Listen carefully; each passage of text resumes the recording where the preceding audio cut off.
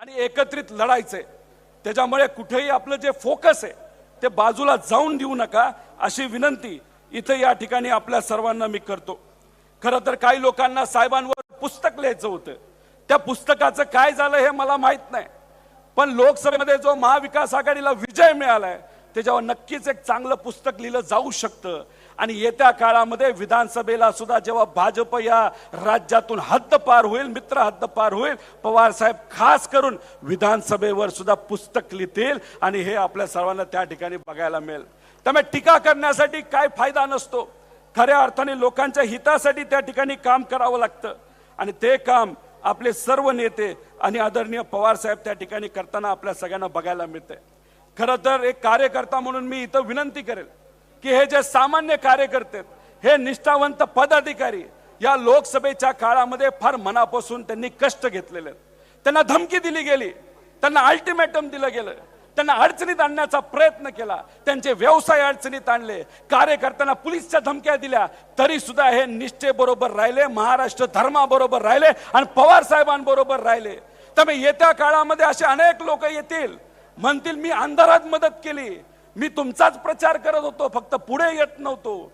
काही नेते आता पलीकडे गेलेले आहेत, त्या नेत्यांना परत इकडे यावं लागेल। फक्त सर्व नेत्यांना, सर्व पक्षप्रमुखांना मी विनंती करेल, पहिला निष्ठावंतांचा विचार त्या ठिकाणी केला गेला पाहिजे आणि मग त्या लोकांचा विचार खऱ्या अर्थाने तिथं केला गेला पाहिजे। येत्या काळामध्ये आपलं जे कॅडर आहे, जे कार्यकर्ते ते कसं मजबूत होईल याच्यासाठी सुद्धा विचार केला गेला पाहिजे।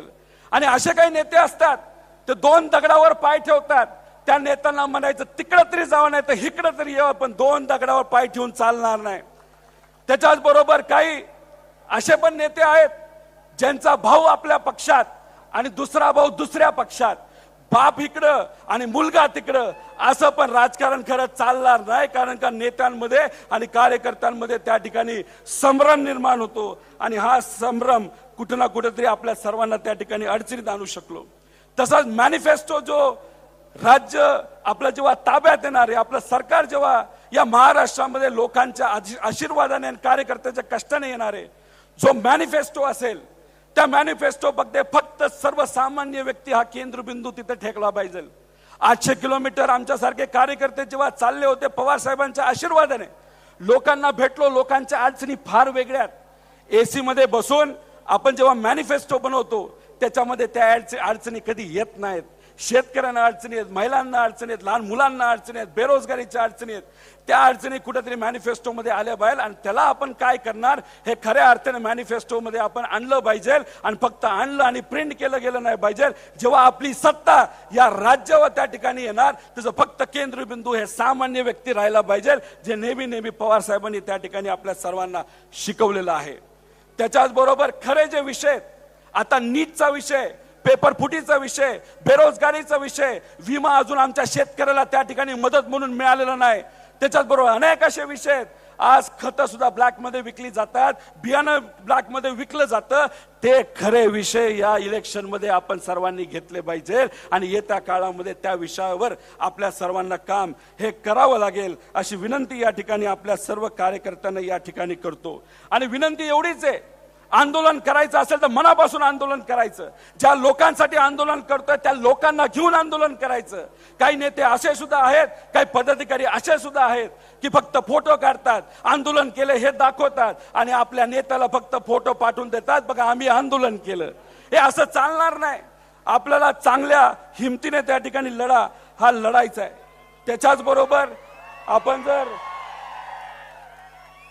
आपण जर बघितलं तर याच्या आधी काही नेत्यांना विभाग वाटून दिला गेल्यासारखं होतं, त्या नेत्यांना असं वाटायचं हा भाग मी बघतो, हा जिल्हा मी बघतो, पण सुदैवाने असं आपल्याला म्हणावं लागेल काही नेते भाजप बरोबर गेल्यानंतर आता ती वृत्ती आपल्या या पक्षामध्ये राहिली नाही। आपला पक्ष हा साफ झालाय, आपल्या संघटनेला येत्या काळामध्ये आपल्याला ताकद ही द्यायला लागेल। जसा कार्यकर्ता निष्ठावंत असतो तसाच आपला नेता पण निष्ठावंत आहेच आणि याच्या पुढे सुद्धा असेच नेते आपल्याला पुढे आणावे लागतील ज्यांची निष्ठा हे आपल्या सर्वांसाठी अतिशय महत्त्वाचं आहे। त्यामुळे मी जाता जाता फक्त एकच आपल्या सगळ्यांना सांगेल की पवार साहेब हे ब्रह्मास्त्र आहे। आपण सर्वजण तलवार घेऊन लढतो, बंदूक घेऊन लढतो, त्यामुळे ब्रह्मास्त्र जे आहे ना, तर जे आपलं मोठं अस्त्र आहे ते सगळ्यात शेवट वापरलं गेलं पाहिजे. आधी आपण सर्वांनी लढलं पाहिजे आणि मग शेवट जर बॉम्ब टाकायचा असेल तर पवार साहेबांसारखं मोठं नेतृत्व त्या ठिकाणी आपण पुढे केलं पाहिजे. त्यामुळे पार तालुका लेवलला, जिल्हा लेवलला, विभाग लेवलला आणि राज्य लेवलला पदाधिकारी म्हणून आपण त्या ठिकाणी काम खऱ्या अर्थाने तिथं केलं पाहिजे. आणि शेवट जाता जाता फक्त एवढंच मी सांगतो, पुढच्या डिसेंबरला साहेबांना आवडत नाही त्यांच्या वयाबद्दल बोललेलं, पण तरी सुद्धा या ठिकाणी मी बोलतो, पुढच्या डिसेंबरला पवार साहेबांचं वय 85 होणार आहे. त्यामुळे इथं असणाऱ्या सर्व कार्यकर्त्यांची जबाबदारी आहे, इथं असणाऱ्या पदाधिकाऱ्यांची जबाबदारी आहे की महाविकास आघाडीमध्ये लढत असताना जे काही सीट आपल्याला मिळतील, फक्त पक्ष म्हणून बोलायचं झालं तर पवार साहेबांच्या येणाऱ्या वाढदिवसाला कमीत कमी 85 आमदार हे आपल्याला द्यायचे, हे त्या ठिकाणी निश्चय आपण सर्वांनी मनामध्ये ठेवावा. आणि पवार साहेबांना मी माफी मागतो, काही गोष्टी मी स्पष्ट इथं बोलल्या असतील, पण तुम्ही 1969ला जे पत्र चव्हाण साहेबांना लिहिलं होतं त्याच्यामध्ये सुद्धा काही गोष्टी तुम्ही स्पष्टपणे बोलल्या होत्या. ते पत्र वाचल्यानंतर माझ्यासारख्या कार्यकर्त्याला असं वाटलं की मी सुद्धा काही प्रमाणात स्पष्ट बोलावं. कोणाला जर वाईट वाटलं असेल तर मी या ठिकाणी त्यांची दिलगिरी व्यक्त करतो, पण खऱ्या अर्थाने तुम्ही पक्षाची ताकद आहात, निष्ठावंत पदाधिकारी ही ताकद आहेत आणि आपला विचार कुठला असेल तो पवार साहेबांचा विचार आहे. आणि हा विचार कुठल्या विचाराने प्रेरित झालाय तर शिवशाहू फुले आंबेडकर, अण्णाभाऊ साठे, पुण्यश्लोक अहिल्यादेवी होळकरांच्या विचाराने प्रेरित झालाय.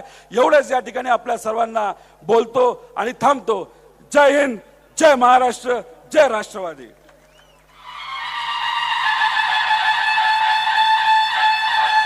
त्या गेटवरले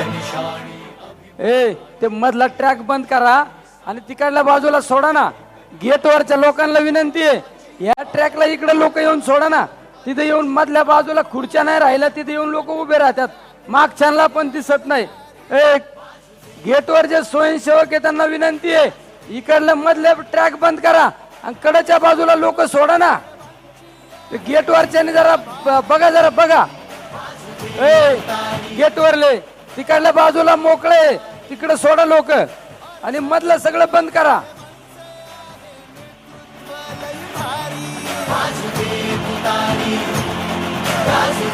सन्माननीय आमदार रोहितदादा पवार यांचे आभार व्यक्त करते आणि यानंतर या आनंदोत्सवाप्रसंगी आपले विचार व्यक्त करण्यासाठी आमंत्रित करते सन्माननीय आमदार शशिकांतजी शिंदे साहेब यांना. विनंती आहे त्यांनी या प्रसंगी आपले विचार आणि मनोगत इथं व्यक्त करा.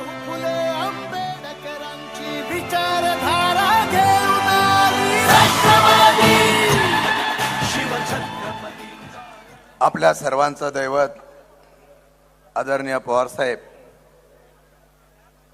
आपल्या सर्वांचे नेते आदरणीय विजयदादा, प्रांताध्यक्ष जयंत पाटील साहेब, आपल्या नेत्या सुप्रियाताई, सर्व विजयी खासदार, व्यासपीठावर उपस्थित असलेले सर्व राष्ट्रवादीचे नेते, उपस्थित बंधू भगिनींनो, माझ्या पत्रकार मित्रांनो, आज पक्षाचा 25वा वर्धापन दिन. 1999 साली शिवाजी पार्कवरून सुरू झालेला हा प्रवास आज नगरच्या असलेल्या या अहिल्यानगरमध्ये या ठिकाणी संपन्न होतोय. 25 वर्षाच्या या प्रवासामध्ये या महाराष्ट्राने आणि या देशाने, या जनतेने पवारसाहेब अतूट प्रेम केलं. अडचणीच्या आणि संकटाच्या काळामध्ये सुद्धा माझ्या नेत्याच्या पाठीमागे आपण सर्वजण उपस्थित राहिला, पाठिंबा दिला, त्याबद्दल आभार व्यक्त करतो. लंके साहेबांचा विशेषतः मी मुद्दाम आभार आणि अभिनंदन करतो. मगाशी मी आणि प्रकाशराव होतो. लंके साहेबांना प्रकाशरावांनी सांगितलं, तुम्ही राजभवनामध्ये गेल्यानंतर तुम्हाला सोडतील का? त्यांना मी सांगितलं, त्यांचा एवढा प्रसिद्धी झालेली आहे की देशाच्या पंतप्रधानांना सुद्धा लंके कोण हे आता ओळखायला लागलेले आहेत. आणि त्यामुळे सर्वसामान्य कार्यकर्त्याला निवडून द्या का हा इतिहास तुम्ही घडवला. जयंतभाई, सगळे सामान्य असलेले उमेदवार दिले गेले. साहेबांनी सुद्धा मला लढ म्हटलं. चव्हाण साहेबांच्या भूमीचा इतिहास करण्याची मला संधी दिली होती. थोडा कमी पडलो तरी लढलो, याचा मला अभिमान आहे. कारण नेत्यासाठी लढलं पाहिजे, परिणामाचा विचार न करता माझ्या नेत्यासाठी तो विचार जिवंत ठेवला पाहिजे, यासाठी लढणारा कार्यकर्ता शशिकांत शिंदे होता. आणि म्हणून एवढंच सांगणार आहे की मी आणि आमचे सहकारी चव्हाण साहेबांचा हा जिल्हा काही मताने पराभूत झालो, मताने जरी पराभूत झालो तरी तुतारी आणि पिपाणी यामधला फरक होता. मी पराभवाला कधी घाबरत नाही. मी एवढंच आज आलेल्या लोकांना सांगणार आहे की ते म्हणत होते पवार साहेब आत्मृत आत्मा आहे. या आत्म्यांनी बऱ्यांचे आत्मे आज शांत केलेले आहेत. आणि म्हणून एवढंच सांगणार आहे की आज लोकसभेच्या निवडणुकीचा निकाल लागल्यानंतर 10 जागापैकी 8 जागा जिंकणारा एकमेव नेता हा देशामध्ये होता, तो शरदचंद्रजी पवार साहेब होता. आणि या नेत्याच्या माध्यमातून मगाची रोहित दादा म्हटल्याप्रमाणे आता खरी परीक्षा जी आहे या विधानसभेच्या निवडणुकीची आहे. साहेब, तुमची महाराष्ट्राची निवडणूक महाविकास आघाडीची, आपण असाल उद्धवजी ठाकरे असेल किंवा काँग्रेस असेल, तिसऱ्या आणि चौथ्या कार्यकर्त्यांनी आणि सर्वसामान्य जनतेने ही निवडणूक हातामध्ये घेतली होती. इतिहास ऐतिहासिक झाला आणि हा ऐतिहासिक इतिहास आता जिवंत ठेवायचा असेल तर समोरच्या कार्यकर्त्यांना एकच विनंती करेल की माझा नेता या ठिकाणी लढतोय, आता आपली परीक्षा आहे. जसे छत्रपती शिवाजी महाराजांसाठी 7 वीर दौडले होते, साहेब आमच्यासारख्या कार्यकर्त्या महाराष्ट्राची पण जबाबदारी द्या. तुमच्यासाठी आणि पक्षासाठी अहोरात्र झटू आणि हा इतिहास घडवण्याचा निश्चितपणाने प्रयत्न करू. ही परीक्षा जेवढी आमची आहे तेवढी समोर सामान्य कार्यकर्त्यांची, जनतेची आहे. हा महाराष्ट्र काय आहे याची गांभीर्याने दखल आता सर्व पक्षांनी घेतलेला आहे. आता पक्षाला कळलं मराठा, आता पक्षाला कळलं मुस्लिम, आता पक्षाला कळलं ओबीसी. समाजाच्या राजकीय धोरणीकरणामध्ये अखंड पुरोगामी महाराष्ट्राला फोडण्याचा प्रयत्न करण्याला आता पक्षाची मतं पाडण्याचा वेळ येते. आता आपण कष्ट करूया आणि या नेत्याला या वर्षामध्ये होणाऱ्या 5 महिन्याच्या निवडणुकीमध्ये या महाराष्ट्रामध्ये शरदचंद्रजी पवार साहेबांचा विचाराचं सरकार करून देण्यासाठी इतिहास घडूया. आम्ही लढायला तयार आहोत, तुम्ही पण तयार आहात, हा सिद्ध करूया. जय हिंद, जय महाराष्ट्र. पुन्हा एकदा इतिहास घडवण्याचं आवाहन करणारे आमदार शशिकांतजी शिंदे साहेब यांचे आभार. यानंतर माजी मंत्री सन्माननीय आमदार प्राजक्तजी तनपुरे यांना मी आपले मनोगत आणि विचार व्यक्त करण्यासाठी आमंत्रित करते. तत्पूर्वी सन्माननीय खासदार निलेशजी लंके साहेब यांच्या मातोश्री आपल्याला विनंती, आपण कृपया मंचावरती यावं. खासदार लंके साहेबांच्या मातोश्रींना विनंती, मंचावरती यावं. आणि यानंतर मी आमंत्रित करते माजी आमदार सन्माननीय जयदेवरावजी गायकवाड साहेब यांना विनंती, त्यांनी या प्रसंगी या आनंदोत्सव सोहळ्याला आपल्या शुभेच्छा द्याव्यात, आपलं मनोगत व्यक्त करावं. सन्माननीय माजी आमदार जयदेवरावजी गायकवाड साहेब यांना आमंत्रित करते.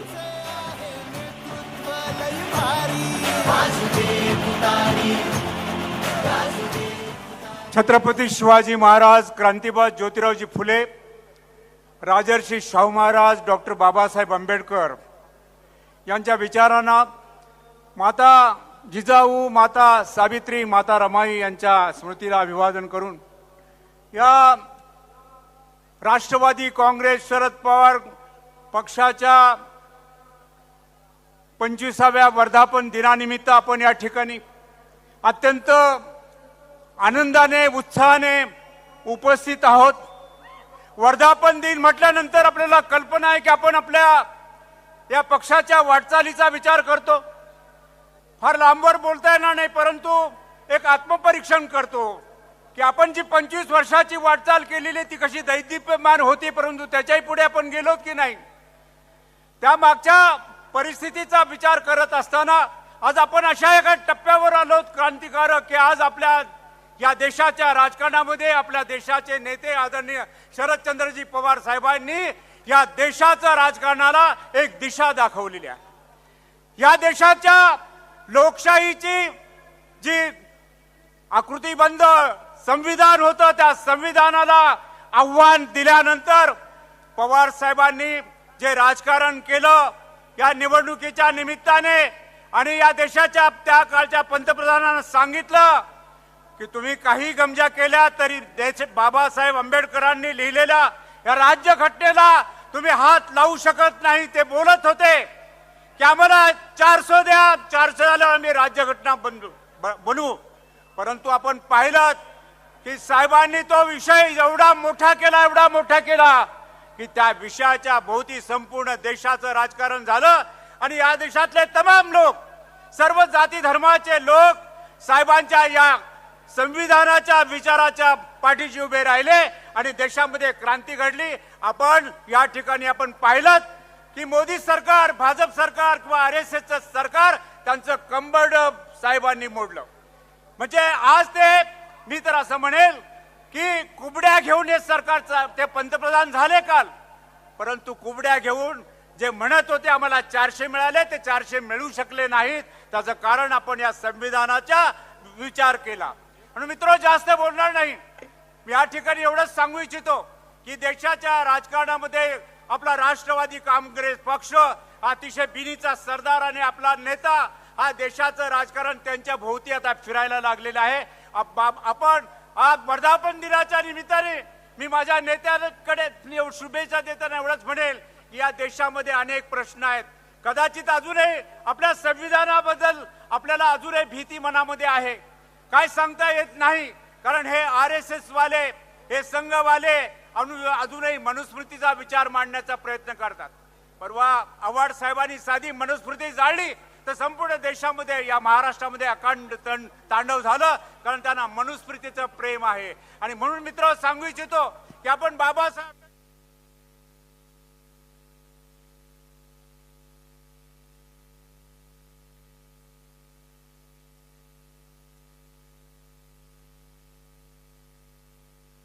राष्ट्रवादी काँग्रेस पक्ष आगामी काळामध्ये या संविधानाच्या दिशेने चालत राहील एवढीच शुभेच्छा देतो आणि माझे 2 शब्द थांबवतो. सन्माननीय श्री माजी आमदार जयदररावजी गायकवाड साहेब यांचे मी आभार व्यक्त करते आणि आता या प्रसंगी मी आमंत्रित करते सन्माननीय आमदार प्राजक्तजी तनपुरे साहेब यांना. विनंती त्यांनी या अनोदोत्सवाप्रसंगी आपले हे विचार व्यक्त करावे.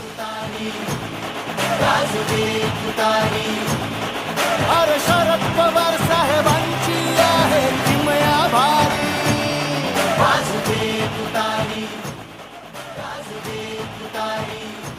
राष्ट्रवादी काँग्रेस पक्षाच्या 25व्या वर्धापन दिनाच्या निमित्तानं व्यासपीठावर उपस्थित आदरणीय साहेब, सर्वच मान्यवर या ठिकाणी व्यासपीठ आणि राज्यभरातून राष्ट्रवादी काँग्रेसचे जमलेले सर्व कार्यकर्ते, आज या निमित्तानं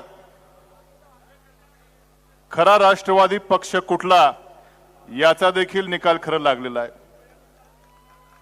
खरा पक्ष हा मैदानामध्ये आपली सभा आहे, काही लोकांची हॉलमध्ये सभा झालेली आहे आणि ज्या उत्साहानं राज्यभरातून सर्व कार्यकर्ते या ठिकाणी आमच्या अहिल्यानगरमध्ये या ठिकाणी आपण सर्व आलात, मी आपल्या सर्वांचे या ठिकाणी स्वागत देखील मनापासून करतो. आदरणीय पवार साहेबांच्या नेतृत्वाखाली गेल्या 25 वर्षापासून या पक्षाची वाटचाल, या महाराष्ट्राच्या मातीतल्या प्रत्येक घटकाला न्याय देण्याचा प्रयत्न आदरणीय पवार साहेबांच्या नेतृत्वाखाली राष्ट्रवादी काँग्रेस पक्षानं गेल्या 25 वर्षामध्ये केलेला आहे. कित्येक स्थित्यंतर आली गेली, परंतु या महाराष्ट्राच्या मातीशी इमान राखण्याचं काम राष्ट्रवादी काँग्रेस पक्षानं गेल्या 25 वर्षात केलं. म्हणून आज प्रत्येकाला, या राज्यातल्या प्रत्येक घटकाला विश्वास वाटतो की आपलं हित जपणारा पक्ष कुठला असेल तर राष्ट्रवादी काँग्रेस पक्ष आहे. अगदी सर्वसामान्य कष्टकरी शेतकरी असेल, शेतमजूर असेल, ते मोठा उद्योगपती असेल, साहित्यिक असेल, प्रत्येकाला आपला विचार कुठला पक्ष करतो, आपल्या विचाराचा कुठला पक्ष आहे, तर म्हणून राष्ट्रवादी काँग्रेस पक्ष हा प्रत्येकाला जवळ वाटणारा पक्ष. गेली 25 वर्षातली आपली ही घोडदौड आता मागच्या या निकालामध्ये त्या ठिकाणी खरं कळस आपण त्या ठिकाणी गाठलेला आहे. आदरणीय साहेबांच्या नेतृत्वाखाली आपण 10 पैकी 8 खासदार त्या ठिकाणी निवडून आणले. आमचे अहिल्यानगरचे खासदार नवनिर्वाचित खासदार निलेश लंके साहेबांची देखील निवडणूक अत्यंत आमची खूप चुरशीची झाली. आम्हाला आनंद आहे, सर्वांनाच आपल्याला आनंद आहे की मोठ्या संख्येनं आपले खासदार त्या ठिकाणी निवडून आले. कारण की या राज्यातला शेतकरी, या राज्यातला कष्टकरी यांनी गेल्या या 10 वर्षातल्या भारतीय जनता पक्षाचं सरकार, त्यांचं कामकाज, विशेषतः या राज्यामध्ये अक्षरशः ज्या शेतकऱ्याची ससे होलपट झाली आणि शेतकऱ्याला देखील वाटलं की आपल्या विचाराचा पक्ष कुठला असेल, शेतकऱ्यांसाठी आधारवड कुठला पक्ष असेल तर तो राष्ट्रवादी काँग्रेस पक्ष. ही भावना या निवडणुकीच्या माध्यमातून शेतकरी असेल, कष्टकरी असेल, अगदी सर्वसामान्य जनता असेल, जी की महागाईनं होरपळली होती, त्या सर्वांना हवा असा पक्ष, आपला विश्वास देणारा पक्ष आदरणीय पवार साहेबांच्या नेतृत्वाखाली राष्ट्रवादी काँग्रेस पक्ष वाटला. मित्रांनो, 2.5 वर्ष महाविकास आघाडीच्या सरकारमध्ये देखील आदरणीय साहेबांच्या नेतृत्वाखाली आम्ही सर्वांनी काम केली. शेतकऱ्याच्या बाबतीमध्ये वेगवेगळी धोरणं आखली. सर्वात पहिला निर्णय महाविकास आघाडी सरकारनं कुठला घेतला असेल तर तो शेतकऱ्यांची कर्जमाफी करण्याचा निर्णय आदरणीय पवार साहेबांच्या मार्गदर्शनाखाली घेतला. आणि आपली कर्जमाफी अशी नव्हती की बाबा बायकोला घेऊन या, रोज नवीन GR काढा, अरे नुसतं थंब दाबला की पैसे अकाउंटला जायचे. अशा प्रकारची कर्जमाफी महाविकास आघाडीच्या सरकारमध्ये आपण त्या ठिकाणी केली. वेगवेगळी धोरणं आम्ही शेतकऱ्याच्या बाबतीमध्ये घेतली. ऊर्जा खात्याच्या माध्यमातून आम्ही तर अक्षरशः इतका मोठा फंड केला की नवीन सबस्टेशन, डीपीआर त्या ठिकाणी राज्यामध्ये द्यायचा प्रयत्न केला. दुर्दैवाने हे सरकार आमचं गेल्यानंतर, आपलं सरकार गेल्यानंतर नवीन आलेल्या भाजपच्या सरकारने मात्र शेतकऱ्याच्या त्या ठिकाणी तोंडाला पानं पुसण्याचा कार्यक्रम केला. आणि याचा रोष आपण सर्वांनी बघितलं की या निवडणुकीच्या माध्यमातून आपल्याला त्या ठिकाणी हे जे यश मिळाले, आदरणीय साहेबांचं त्या ठिकाणी यश आहे. मला खात्री आहे की आज 25 वर्ष आपल्या पक्षाला पूर्ण झालेले आहेत. येणाऱ्या कालावधीमध्ये देखील या महाराष्ट्रातला शेतकरी, महाराष्ट्रातला कष्टकरी, सर्वसामान्य जनतेला बरोबर घेऊन जाण्याचं काम आपला पक्ष भविष्यामध्ये निश्चितपणे करेल. आणि खासदारकीला ठीक आहे, पण आमदारकीला देखील आता विधानसभेच्या देखील निवडणुका भविष्यामध्ये येऊ घातलेल्या आहेत. मला खात्री आहे की ज्या कपटी पद्धतीनं महाविकास आघाडीचं खरंच चांगलं चाललेलं सरकार या राज्यामध्ये भारतीय जनता पक्षाने कूटनीती करून घालवलं, मला खात्री की येणाऱ्या 3 महिन्यामध्ये पुन्हा एकदा आदरणीय साहेबांच्या नेतृत्वाखाली या राज्यामध्ये देखील महाविकास आघाडीचा झेंडा त्या ठिकाणी फडकल्याशिवाय राहणार नाही. आणि भविष्यामध्ये देखील राष्ट्रवादी काँग्रेस पक्ष हा निश्चितपणे या राज्याच्या मध्ये अत्यंत त्या ठिकाणी चांगलं काम करेल अशी आशा त्या ठिकाणी व्यक्त करतो. आपण सर्वजण मिळून भविष्यामध्ये या पक्षाला आणखीन उंचीवर नेण्याचं काम करूयात अशी त्या ठिकाणी अपेक्षा व्यक्त करतो. थांबतो. धन्यवाद.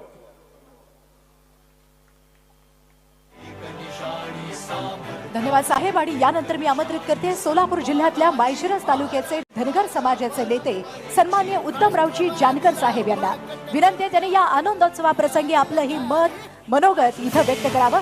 सन्माननीय माळशिरस तालुक्याचे धनगर समाजाचे नेते उत्तमरावजी जानकर. शरद पवार साहेबांची आहे किमया भारी.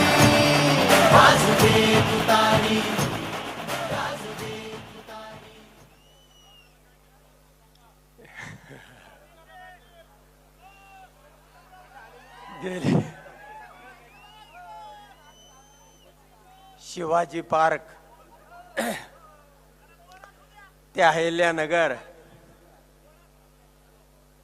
हा गेल्या 25 वर्षाचा प्रवास. आणि या प्रवासाचे तुम्ही सर्व साथीदार, सहकारी, हितचिंतक. मी एक भाकीत केलेलं होतं की यंदा महाराष्ट्रामध्ये पाऊस जोरदार आहे, पाण्याचाही आहे आणि त्याचबरोबर मताचाही आहे. असं झंझावात निर्माण करणारं नेतृत्व आदरणीय पवारसाहेब, आमच्या जिल्ह्याचं संयमी नेतृत्व विजयदादा, जयंतरावजी पाटील साहेब, दुसरे आपले शेतकरी कामगार सहकारी पक्षाचे जयंतरावजी पाटील साहेब, सर्व नवनिर्वाचित खासदार, मंचावरील सर्व प्रतिष्ठित आणि ज्याने हा पक्ष आपल्या तळहातावरती वाढवला, जोपासला आणि कालचा दिमागदार असा पराक्रम केला, ते सर्व बसलेले माझे स्वाभिमानी या राज्यामधले लढाऊ, बाणेदार, स्वाभिमानी सज्जन कार्यकर्ते हो. निष्ठावंत तर आहेतच मित्रांनो. साहेब मंचावरती असलं की माझी चौफेर बॅटिंग होत नाही. साहेब नसताना मात्र मी पुरा एखाद्याला धुवूनच काढतो. परंतु आता हा कार्यक्रम वेगळा आहे. निश्चितपणानं ही निवडणूक साहेबांना परकीया बरोबरच स्वकीया बरोबर लढायची होती आणि ही निवडणूक खूप अवघड होती. याही निवडणुकीचं साहेबांनी परकीया बरोबर स्वकीया बरोबरही लढून या संधीचं सोनं केलं आणि 10 पैकी 8 खासदार त्या ठिकाणी निवडून आणले. कुणाला कुठं लढवायचं, कुठं ताकदबाज उमेदवार पाहिजे आणि कुठं सर्वसामान्य फाटका उमेदवार असला पाहिजे की निलेश लंकेसारखा एक सामान्य घरातील कार्यकर्ता निवडून येऊ शकतो, हे ह्या महाराष्ट्रानं पाहिलं आणि निश्चितपणानं या राज्याला आनंद झाला. साहेब सर्व घटकाला, सर्वसामान्य माणसाला घेऊन चालणारं नेतृत्व आहे. साहेबांना कुठला समाज घटक वीक आहे. साहेब काय फक्त एका समाजाचा विचार कधी करत नाहीत आणि साहेब म्हणून ते साहेब आहेत. तळागाळातील गोरगरिबाचा, वंचित, उपेक्षित आणि निश्चितपणानं मी ज्या धनगर समाजामधून येतो, या धनगर समाजासाठी सुद्धा साहेबांनी खूप मोलाचं, मी जो शिकलो, मी जो या आज मंचावरती आहे, ते एनटीच्या आरक्षणमुळे आहे. मी फार गरिबीतून या पर्यंतचा माझा प्रवास झालेला आहे. अनेक लोक डॉक्टर, इंजिनियर या राज्यामधले झाले, तरी सुद्धा साहेबांना माझी विनंती आहे, हा समाज घटक अजूनही पिछाडीवरती आहे. याही समाज घटकाला आपल्याला प्रवाहामध्ये घ्यावं लागणार आहे. याच्याकडे विशेष लक्ष द्यावं लागणार आहे. कारण याही समाजाचा खासदार गेल्या 75 वर्षामध्ये निवडून आलेला नाही. या पुढच्या काळामध्ये सुद्धा या समाजाकडं साहेबांनी लक्ष द्यावं आणि निश्चितपणानं देतील. आणि आत्ताच कुणीतरी सांगितलं की साहेब 85 वर्षाचे होत आहेत, पण त्यावेळेला 85 आमदार नको, सेंचुरी पाहिजे आणि ती सेंचुरी करण्यासाठी निश्चितपणानं तुम्हाला ग्वाही देतो, हा उत्तमराव जानकर जीवाची बाजी लावल्याशिवाय राहणार नाही. धन्यवाद. सर्वांना नमस्कार.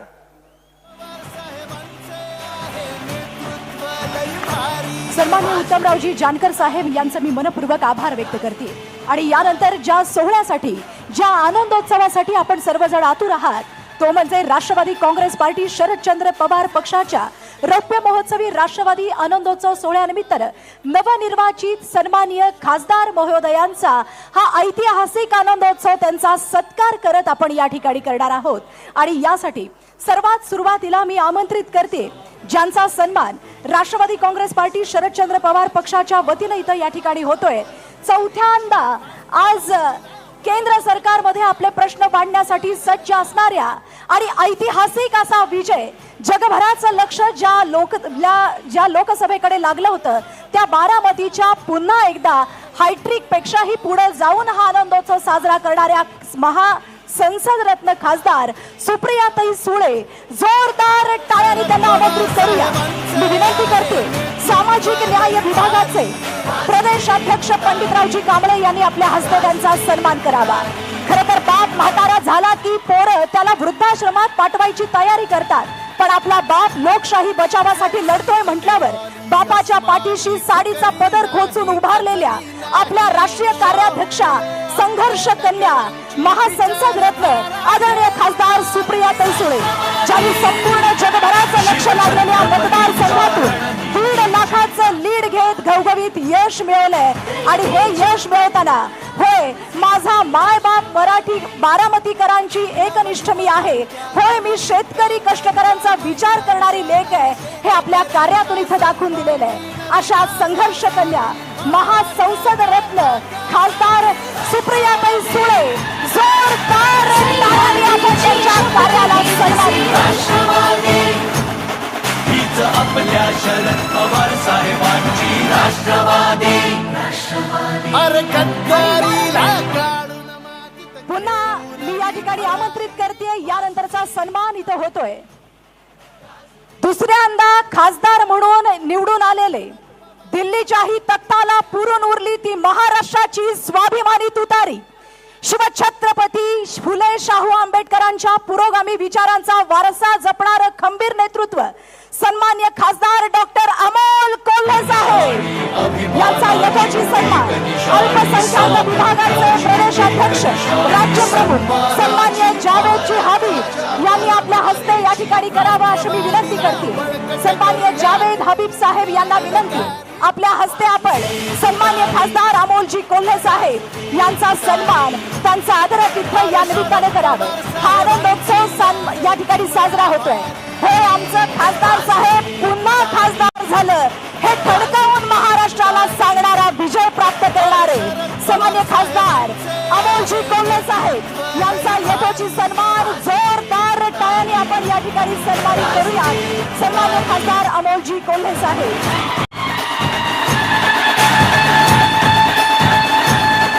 जरी संकटे आली अस्मानी झुकली नाही खचली आणि नाही. यानंतरचा पुढचा सन्मान या ठिकाणी होतोय. बीड तालुका आणि बीड जिल्ह्यामध्ये प्रत्येकाच्या काळजाचा ठोका ज्यांनी चुकवला आणि हा विजय मिळवला सन्मान्य खासदार बजरंगजी सोनवणे साहेब. इतर मागासवर्गीय अर्थातच ओबीसी सेलचे प्रदेशाध्यक्ष राजापूरकर साहेब यांनी आपल्या हस्ते त्यांचा सन्मान करावा अशी विनंती आहे.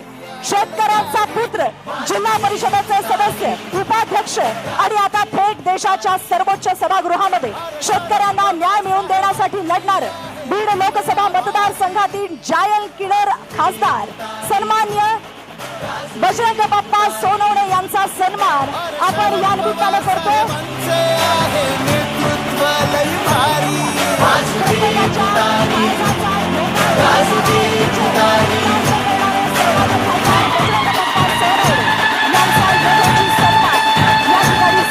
जरी संकटे आली अस्मानी झुकली नाही खचली नाही. शाहू फुले आंबेडकरांची विचारधारा घेऊन आली राष्ट्रवादी शिवछत्रपतींच्या रणनीतीची राष्ट्रवादी. सन्मान्य बजरंग बाप्पा सोनवणे यांचं पुन्हा एकदा अभिनंदन. आणि यानंतर मी या ठिकाणी आमंत्रित करते सगळ्या महाराष्ट्राला पुतळा कसा असावा हे ज्यांनी आपल्या कार्यानं दाखवून दिलं असे माढा लोकसभेचे लोकप्रिय खासदार सन्मान्य धैर्यशीलजी मोहिते पाटील साहेब आणि यांचा सत्कार करण्यासाठी विद्यार्थीचे प्रदेशाध्यक्ष सन्मान्य सुनीलजी गव्हाणे युवकांचे हृदय सम्राट यांना मी विनंती करते आपल्या हस्ते आपण त्यांचा सन्मान या ठिकाणी करावा. खरं तर पुतळा कसा असावा याचं उत्तम उदाहरण म्हणजे धैर्यशील भैया मोहिते पाटील. मंचावरती उपस्थित असणारे त्यांचे आदरणीय काकाश्री विजयदादांच्या एका आदेशानं पुन्हा एकदा सर्वसामान्यांच्या प्रश्नाची तुतारी केंद्र शासनाच्या दरबारी घेऊन जाणारं एक लोकप्रिय नेतृत्व आदरणीय खासदार धैर्यशीलजी मोहिते पाटील साहेब जोरदार और शरद पवार साहेबांचे आहे नेतृत्व लई भारी. वासुदेव तुतारी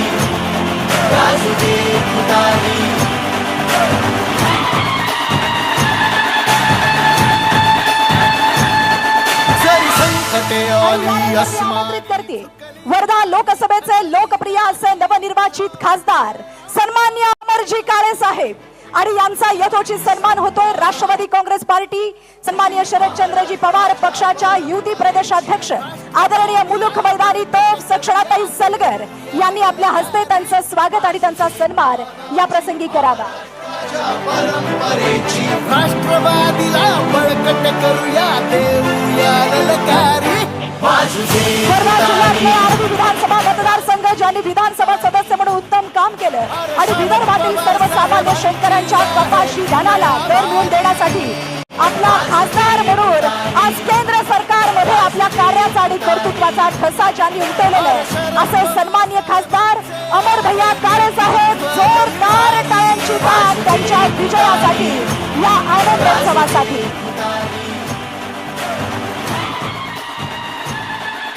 आणि यानंतर मी आमंत्रित करते पुढचा सन्मान स्वीकारण्यासाठी दिंडोरीचे सन्माननीय लोकप्रिय असे खासदार सन्माननीय भास्करजी भगरे साहेब आणि त्यांचा सन्मान करण्यासाठी ओबीसी सेल कार्याध्यक्ष संजयजी कालबांडे साहेब यांनी आपल्या हस्ते त्यांचा सन्मान या ठिकाणी करावं अशी त्यांना मी विनंती करते. सन्माननीय भास्करजी भगरे साहेब यांचा सन्मान इथं होतोय आणि या प्रसंगी मी विनंती करते रवी वरपे साहेब सन्माननीय रवी वरपे यांनाही विनंती आहे त्यांनी या ठिकाणी उपस्थित राहत आपल्या हस्ते हा सन्मान इथं करावा. हे गेटवरच्या लोकांना विनंती आहे इकडल्या बाजूला येऊन बसा ना. गेटवरच्या सगळ्यांना विनंती आहे या बाजूला लाल खुर्च्या आहेत त्या बाजूला बसा ना. सगळ्यांना विनंती आहे. पोलीस प्रशासनातील माझ्या सहकाऱ्यांना पण विनंती आहे लोकांना फक्त इकडे डायव्हर्ट करून द्या. सन्माननीय खासदार भास्करजी भगरे साहेब यांचं अभिनंदन आणि हा सन्मान त्यांनी स्वीकारला त्यांना पुन्हा एकदा शुभेच्छा. यानंतर मी या ठिकाणी आमंत्रित करते भिवंडीचे लोकप्रिय असे खासदार सन्माननीय सुरेशजी म्हात्रे साहेब जोरदार टाळ्याने आमंत्रित करूया आपल्या लाडक्या खासदार बाळामामांना आणि त्यांचा सन्मान करतायत राष्ट्रवादी काँग्रेस पार्टी शरदचंद्र पवार पक्षाच्या महिला प्रदेश अध्यक्ष आदरणीय रोहिणीताई खडसे यांना विनंती आपल्या हस्ते आपण त्यांचं स्वागत त्यांचा सन्मान या ठिकाणी करावा. केंद्रीय मंत्र्याचा पराभव करणारा आपल्या या महाराष्ट्राचा जायंट किलर खासदार जो सर्वांना हवासा वाटणारा आणि प्रत्येकाच्या हृदयामध्ये सामावलेले मामा म्हणून परिचित आहेत असे आदरणीय खासदार बाळा मामा अर्थात सन्माननीय खासदार सुरेश गोपीनाथजी म्हात्रे साहेब जोरदार टाळ्याने आपण त्यांचा सन्मान या ठिकाणी करूया. शरद पवार साहेबांचे आहे नेतृत्व लई भारी आणि यानंतर मी या ठिकाणी आमंत्रित करते या अहिल्या नगरीमध्ये ऐतिहासिक विजय प्राप्त करणारे या नगरीचे लोकप्रिय खासदार सन्माननीय निलेशजी लंके साहेब त्यांच्या आई वडिलांसमवेत हा सन्मान स्वीकारतायत आणि मी विनंती करते युवकचे प्रदेशाध्यक्ष सन्माननीय महबूब शेख साहेब यांनी आपल्या हस्ते त्यांचा सन्मान या ठिकाणी करावा. युवकचे प्रदेशाध्यक्ष महबूबजी शेख यांच्या हस्ते त्यांचा सन्मान इथं होतोय. खरं तर अहिल्यानगर मध्ये इंग्लिश समजणारा खासदार नाही तर इथल्या माणसांची मन समजणारा इथले प्रश्न जाणणारा खासदार जायंट किलर खासदार आपण निवडून दिलाय. कोरोना काळामध्ये देव माणसाचं दर्शन ज्यांच्या कार्यानं संबंध महाराष्ट्राला झालं असे सन्माननीय खासदार निलेशजी लंके साहेब शरद पवार साहेबांची आहे किमया भारी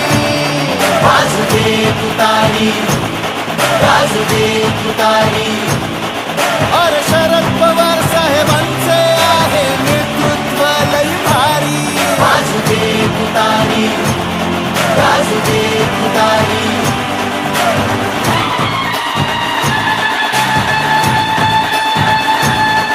जरी संकटे आली अस्मानी झुकली आणि या ठिकाणी जे लढले विजयी झाले त्यांचा सन्मान आपण केला पण जे लढले आणि प्रत्येकाला लढले अशा उमेदवारांचा आपण इथं सन्मान करतोय आणि यासाठी सुरुवातीला सन्माननीय आमदार शशिकांतजी शिंदे साहेब यांचा सन्मान स्वतः पवार साहेबांनी करावा कारण एक ऐतिहासिक लढा संबंध महाराष्ट्र राज्यामध्ये या दोनही उमेदवारांनी दिलेला आहे आणि यासाठी मी सन्माननीय पद्मविभूषण आदरणीय खासदार शरदचंद्रजी पवार साहेब यांना विनंती करते ज्यांनी ऐतिहासिक लढा या संपूर्ण महाराष्ट्राच्या जनतेच्या मनातलं हे सरकार यावं यासाठी तळमळीनं पुन्हा एकदा सर्वसामान्यांची सेवा बजावण्यासाठी आपलं योगदान दिलं असे आमदार शशिकांतजी शिंदे साहेब यांचा सन्मान करावा. एकदा जोरदार टाळ्यांची दाद आपण त्यांच्याही या लढ्यासाठी देऊया. आणि यानंतर रावेचे आपल्या पक्षाचे लोकप्रिय असे उमेदवार असणारे आदरणीय पाटील साहेब यांचाही यथोचित सन्मान सन्माननीय शरदचंद्रजी पवार साहेब यांनी आपल्या हस्ते या ठिकाणी करावं अशी मी त्यांना विनंती करते. रावेचे आपल्या पक्षाचे सन्माननीय उमेदवार पाटील साहेब यांचाही यथोचित सन्मान या प्रसंगी आपण या ठिकाणी करतोय. सन्माननीय शरदचंद्रजी पवार साहेब यांच्या शुभ हस्ते ज्यांनी आपल्या पक्षाच्या माध्यमातून प्रत्येकाशी लढा दिला आणि सर्वसामान्यांचं सरकार पुन्हा एकदा यावं याची तळमळ घेऊन आपला हा लढा आणि ऐतिहासिक असा लढा दिला अशांचा सन्मान आदरणीय शरदचंद्रजी पवार साहेब, प्रदेश अध्यक्ष सन्माननीय जयंतजी पाटील साहेब आणि सन्माननीय खासदार सुप्रियाताई सुळे यांच्या शुभ हस्ते आपण इथे करतोय. मी मंचावरती उपस्थित असलेल्या सर्व मान्यवरांचे आभार व्यक्त करते. सर्व मान्यवरांनी कृपया स्थानापन्न व्हावं अशी विनंती करते. आणि यानंतर ज्यांना नवनिर्वाचित खासदार म्हणून आपण इथं सन्मानित केलं अशा मान्यवरांचं मनोगत या आनंदोत्सवाप्रसंगी व्यक्त होते.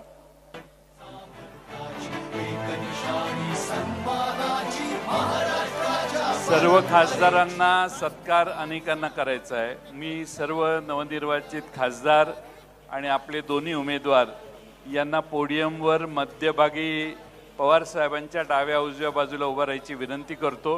आणि नगर जिल्हा राष्ट्रवादी काँग्रेसच्या वतीने फाळके साहेब आधी त्यांचं सत्कार करतील. एक हार सगळ्यांच्यासाठी कॉमन असेल. त्यानंतर पुढचे दोन हे 2-2 मिनिटात होतील.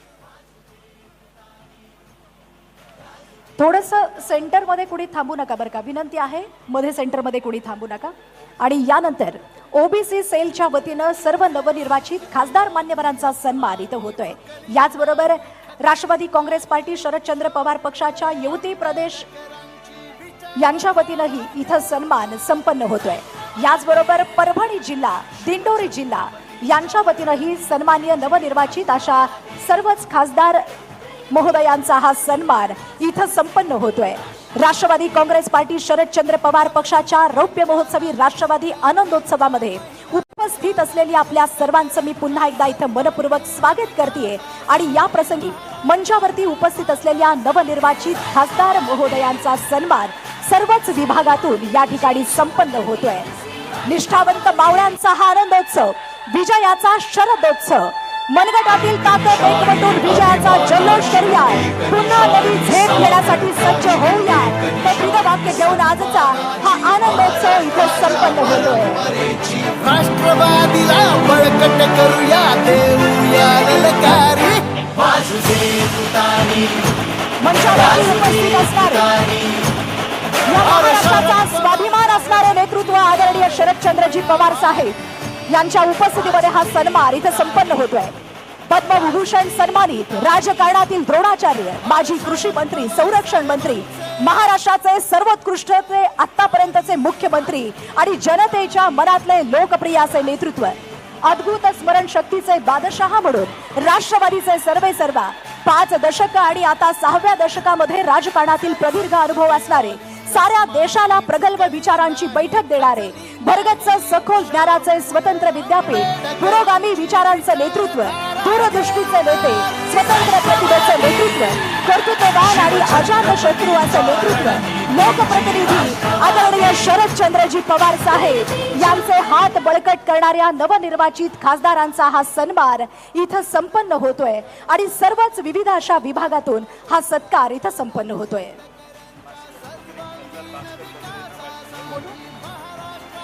आणि हा सत्कार समारंभ सोहळा इथं संपन्न झाला. यानंतर मी दिंडोरी लोकसभेचे नवनिर्वाचित खासदार सन्मान्य भास्कररावजी भगरे साहेब यांना विनंती करते, त्यांनी या आनंदोत्सवाप्रसंगी आपलं मनोगत या ठिकाणी व्यक्त करावं. सन्मान्य खासदार भास्कररावजी भगरे साहेब यांना मी आमंत्रित करते आपलं मनोगत व्यक्त करण्यासाठी. सन्माननीय खासदार भास्कररावजी भगरे साहेब यांना विनंती आपलं मनोगत व्यक्त करा.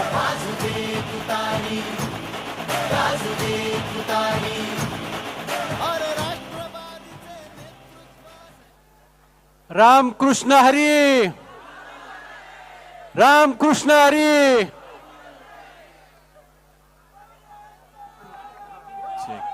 राष्ट्रवादी काँग्रेस पक्षाच्या रौप्य महोत्सवी विजय उत्सव कार्यक्रमाच्या निमित्ताने आज आपल्यामध्ये उपस्थित झालेले आपल्या सगळ्यांचे मार्गदर्शक आदरणीय पवार साहेब, आदरणीय सन्माननीय व्यासपीठ बंधू भगिनी आणि समोर बसलेले आदरणीय पवार साहेबांवरती प्रेम करणारे, पवार साहेबांचे खऱ्या अर्थानं मावळे म्हणून जमलेले सर्व बंधू भगिनी, पत्रकार मित्र आणि उपस्थित सर्वच, आज या रौप्य महोत्सवी वर्षाच्या निमित्तानं थोड्या दिवसापूर्वी लोकसभेची निवडणूक संपन्न झाली. या निवडणुकीमध्ये महाराष्ट्रातून आदरणीय पवार साहेबांचे 10 शिलेदार या महाराष्ट्रामध्ये उभे करण्यात आले. यामध्ये दिंडोरी लोकसभा मतदारसंघातून माझ्यासारख्या सर्वसामान्य कार्यकर्त्याला, एका शिक्षकाला ज्याची आर्थिक बाजू सक्षम नसताना उमेदवारी दिली. एवढंच नाही तर मला निवडून आणलं.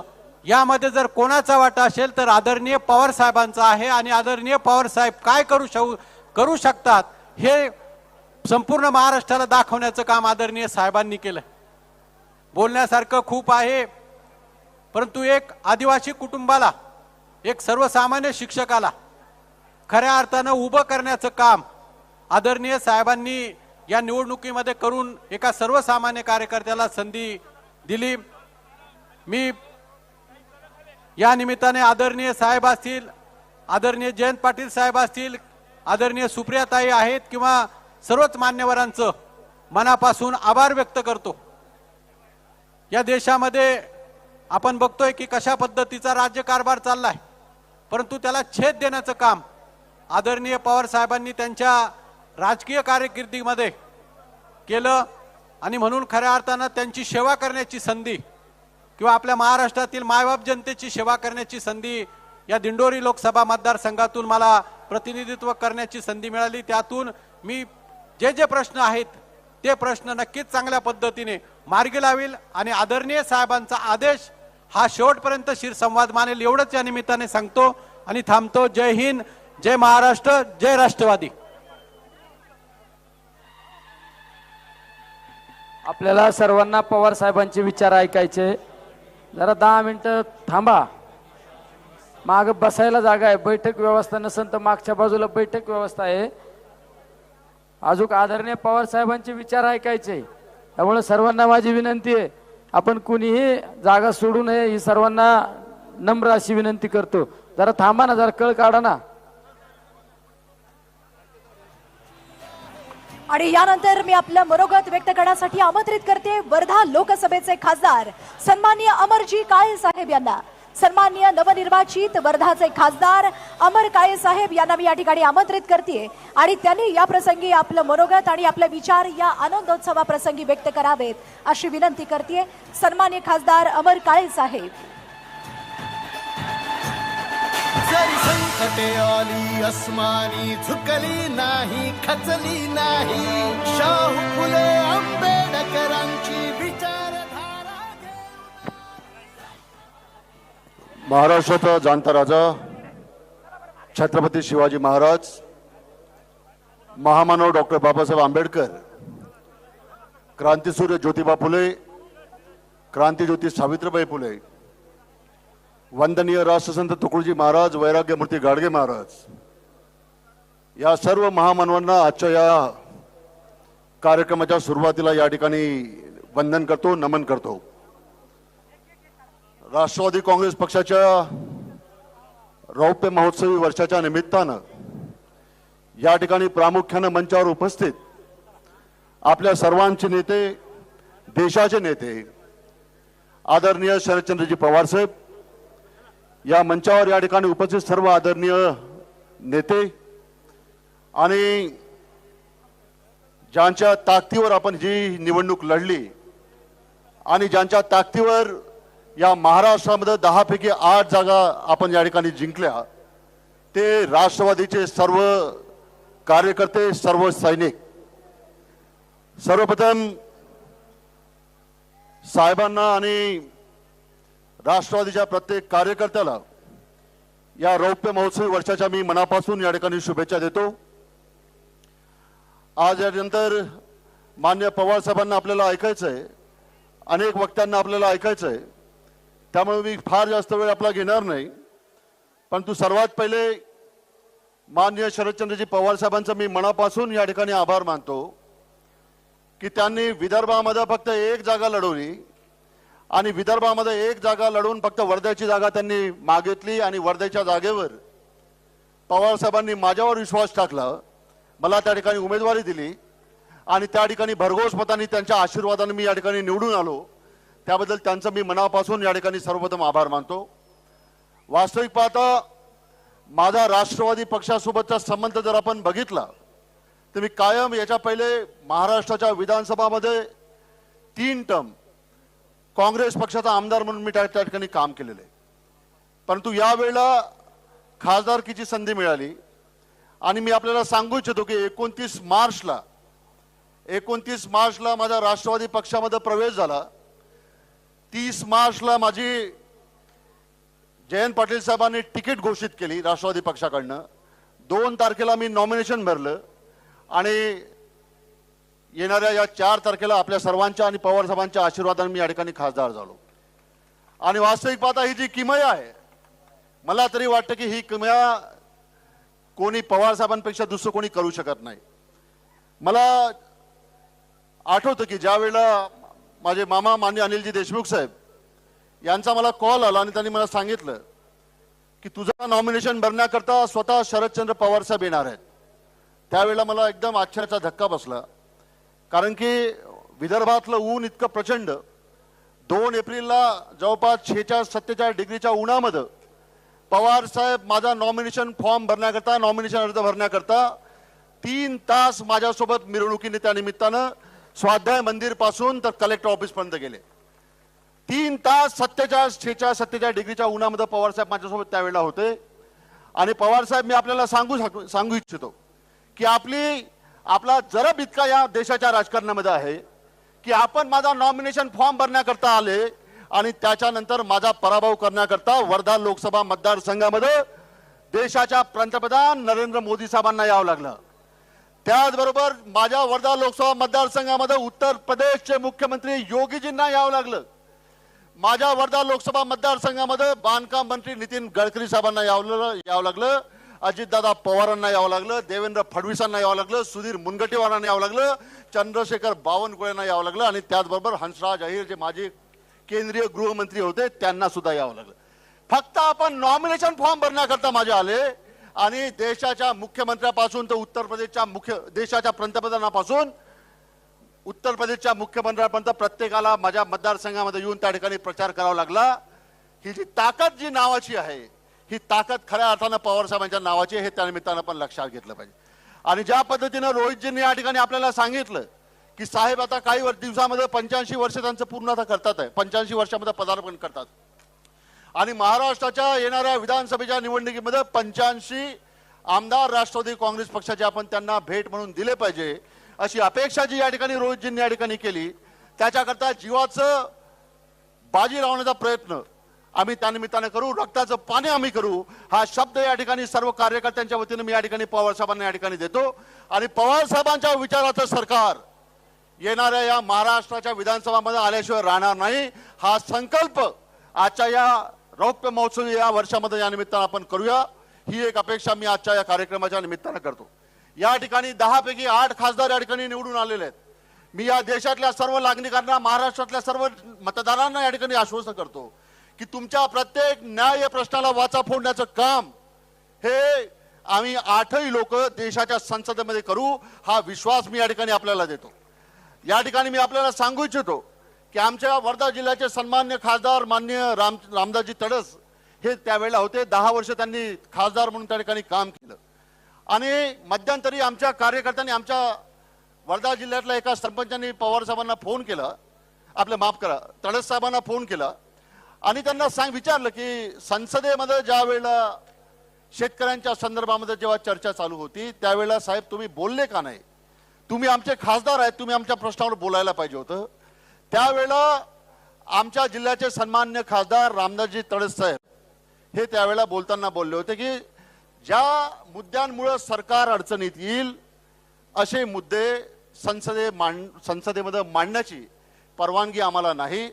आणि जर देशाचे पंतप्रधान मोदी साहेब असो किंवा माननीय अमित शहाजी असो यांनी आम्हाला जर नाही म्हटलं तर आम्हाला त्याच्यावरती काही जाता येत नाही. शेतकऱ्यांचे प्रश्न असो की शेतमजुरांचे प्रश्न असो, ज्या प्रश्नाच्या माध्यमातून सरकार अडचणीत येईल ते मुद्दे आम्ही संसदेमध्ये मांडू शकत नाही. अशा पद्धतीची एक ऑडिओ क्लिप ही आमच्या खासदारांची त्यावेळेला व्हायरल झाली होती. मी या निमित्तानं आपल्याला आश्वस्त करू इच्छितो की आता हे जे 8 खासदार आपण या ठिकाणी निवडून दिलेले, या 8 खासदारांना खाली बसवण्याचं काम या देशाचे पंतप्रधानही करू शकणार नाही, मोदी करू शकणार नाही आणि शहाही करू शकणार नाही. तुमच्या प्रत्येक प्रश्नाला न्याय देण्याची भूमिका या ठिकाणी आमच्या माध्यमातून ही राहील, ही ग्वाही मी आज या कार्यक्रमाच्या निमित्तानं या ठिकाणी देतो. आणि फार जास्त न बोलता शेतकऱ्यांचे प्रश्न असेल, प्रकल्पग्रस्तांचे प्रश्न असेल, शेतमजुरांचे प्रश्न असेल, युवकांचे प्रश्न असेल, महिलांचे प्रश्न असेल, प्रत्येक प्रश्नाकरता आम्ही आपल्या सोबत आहे हा विश्वास मी या ठिकाणी देतो. आणि या ठिकाणी पवार साहेबांना माझी नम्र विनंती आहे पवार साहेब की जेव्हा आपण या ठिकाणी भाषण करायला तर शेवटचं भाषण आपण करायला कदाचित त्यावेळेला इथं बसलेल्या प्रत्येक कार्यकर्त्याला एक आपण आदेश दिला पाहिजे की एक घटना जी काही दिवसापूर्वी काही महिन्यापूर्वी आपल्या महाराष्ट्रामध्ये घडली परंतु आता ती घटना लोक आता विसरून गेलेले आहेत. त्या लोकांना न्याय देण्याकरता आता आपण राष्ट्रवादी पक्षानं पाऊल उचललं पाहिजे ही एक अपेक्षा मी या ठिकाणी आपल्याला करतो. मला या निमित्तानं आपल्याला सांगावंसं वाटतं की मागच्या 1 जुलै 2023 समृद्धी एक्सप्रेसवेवर एक मोठा अपघात झाला होता. 25 लोक त्या अपघातामध्ये मरण पावले होते. 25 पैकी 14 लोक आमच्या वर्धा जिल्ह्यातले होते, 11 लोक बाहेरच्या ठिकाणचे होते. आणि 25 लोक त्या ठिकाणी मरण पावल्यानंतर त्यावेळेला तत्कालीन उपमुख्यमंत्री देवेंद्र फडणवीस साहेब हे समृद्धी एक्सप्रेसवेवर गेले होते आणि तिथं जाऊन त्यांनी त्यावेळेला घोषणा केली होती की जे लोक या अपघातामध्ये मरण पावलेले आहेत त्याच्या प्रत्येक कुटुंबातल्या व्यक्तीला 25-25 लाख रुपयाची मदत ही महाराष्ट्र शासनाकडून दिल्या जाईल. आजची तारीख आहे 10 जून. येणाऱ्या 1 जुलैला समृद्धी एक्सप्रेसवेच्या अपघाताला आता 1 वर्ष होणार आहे. परंतु सरकारने दिलेला शब्द अजूनपर्यंत सरकारने पूर्ण केलेला नाही. त्या अपघात इतका भीषण होता की त्या अपघातामध्ये 25 लोकांचे अक्षरशः कोळसा होऊन गेलं.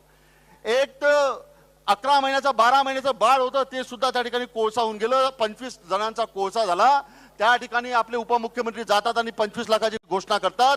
येणाऱ्या 1 जुलैला आता 1 वर्ष पूर्ण होऊन राहिलं परंतु एकाही कुटुंबाला त्यांनी आतापर्यंत ती मदत दिलेली नाही. मध्यंतरीच्या काळामध्ये मी त्या ज्या सर्व अपघातामध्ये मरण पावलेल्या कुटुंबातल्या लोकांची एक बैठक घेतली. त्यावेळेला त्यांनी माझ्याकडे एक माफक अपेक्षा व्यक्त केली.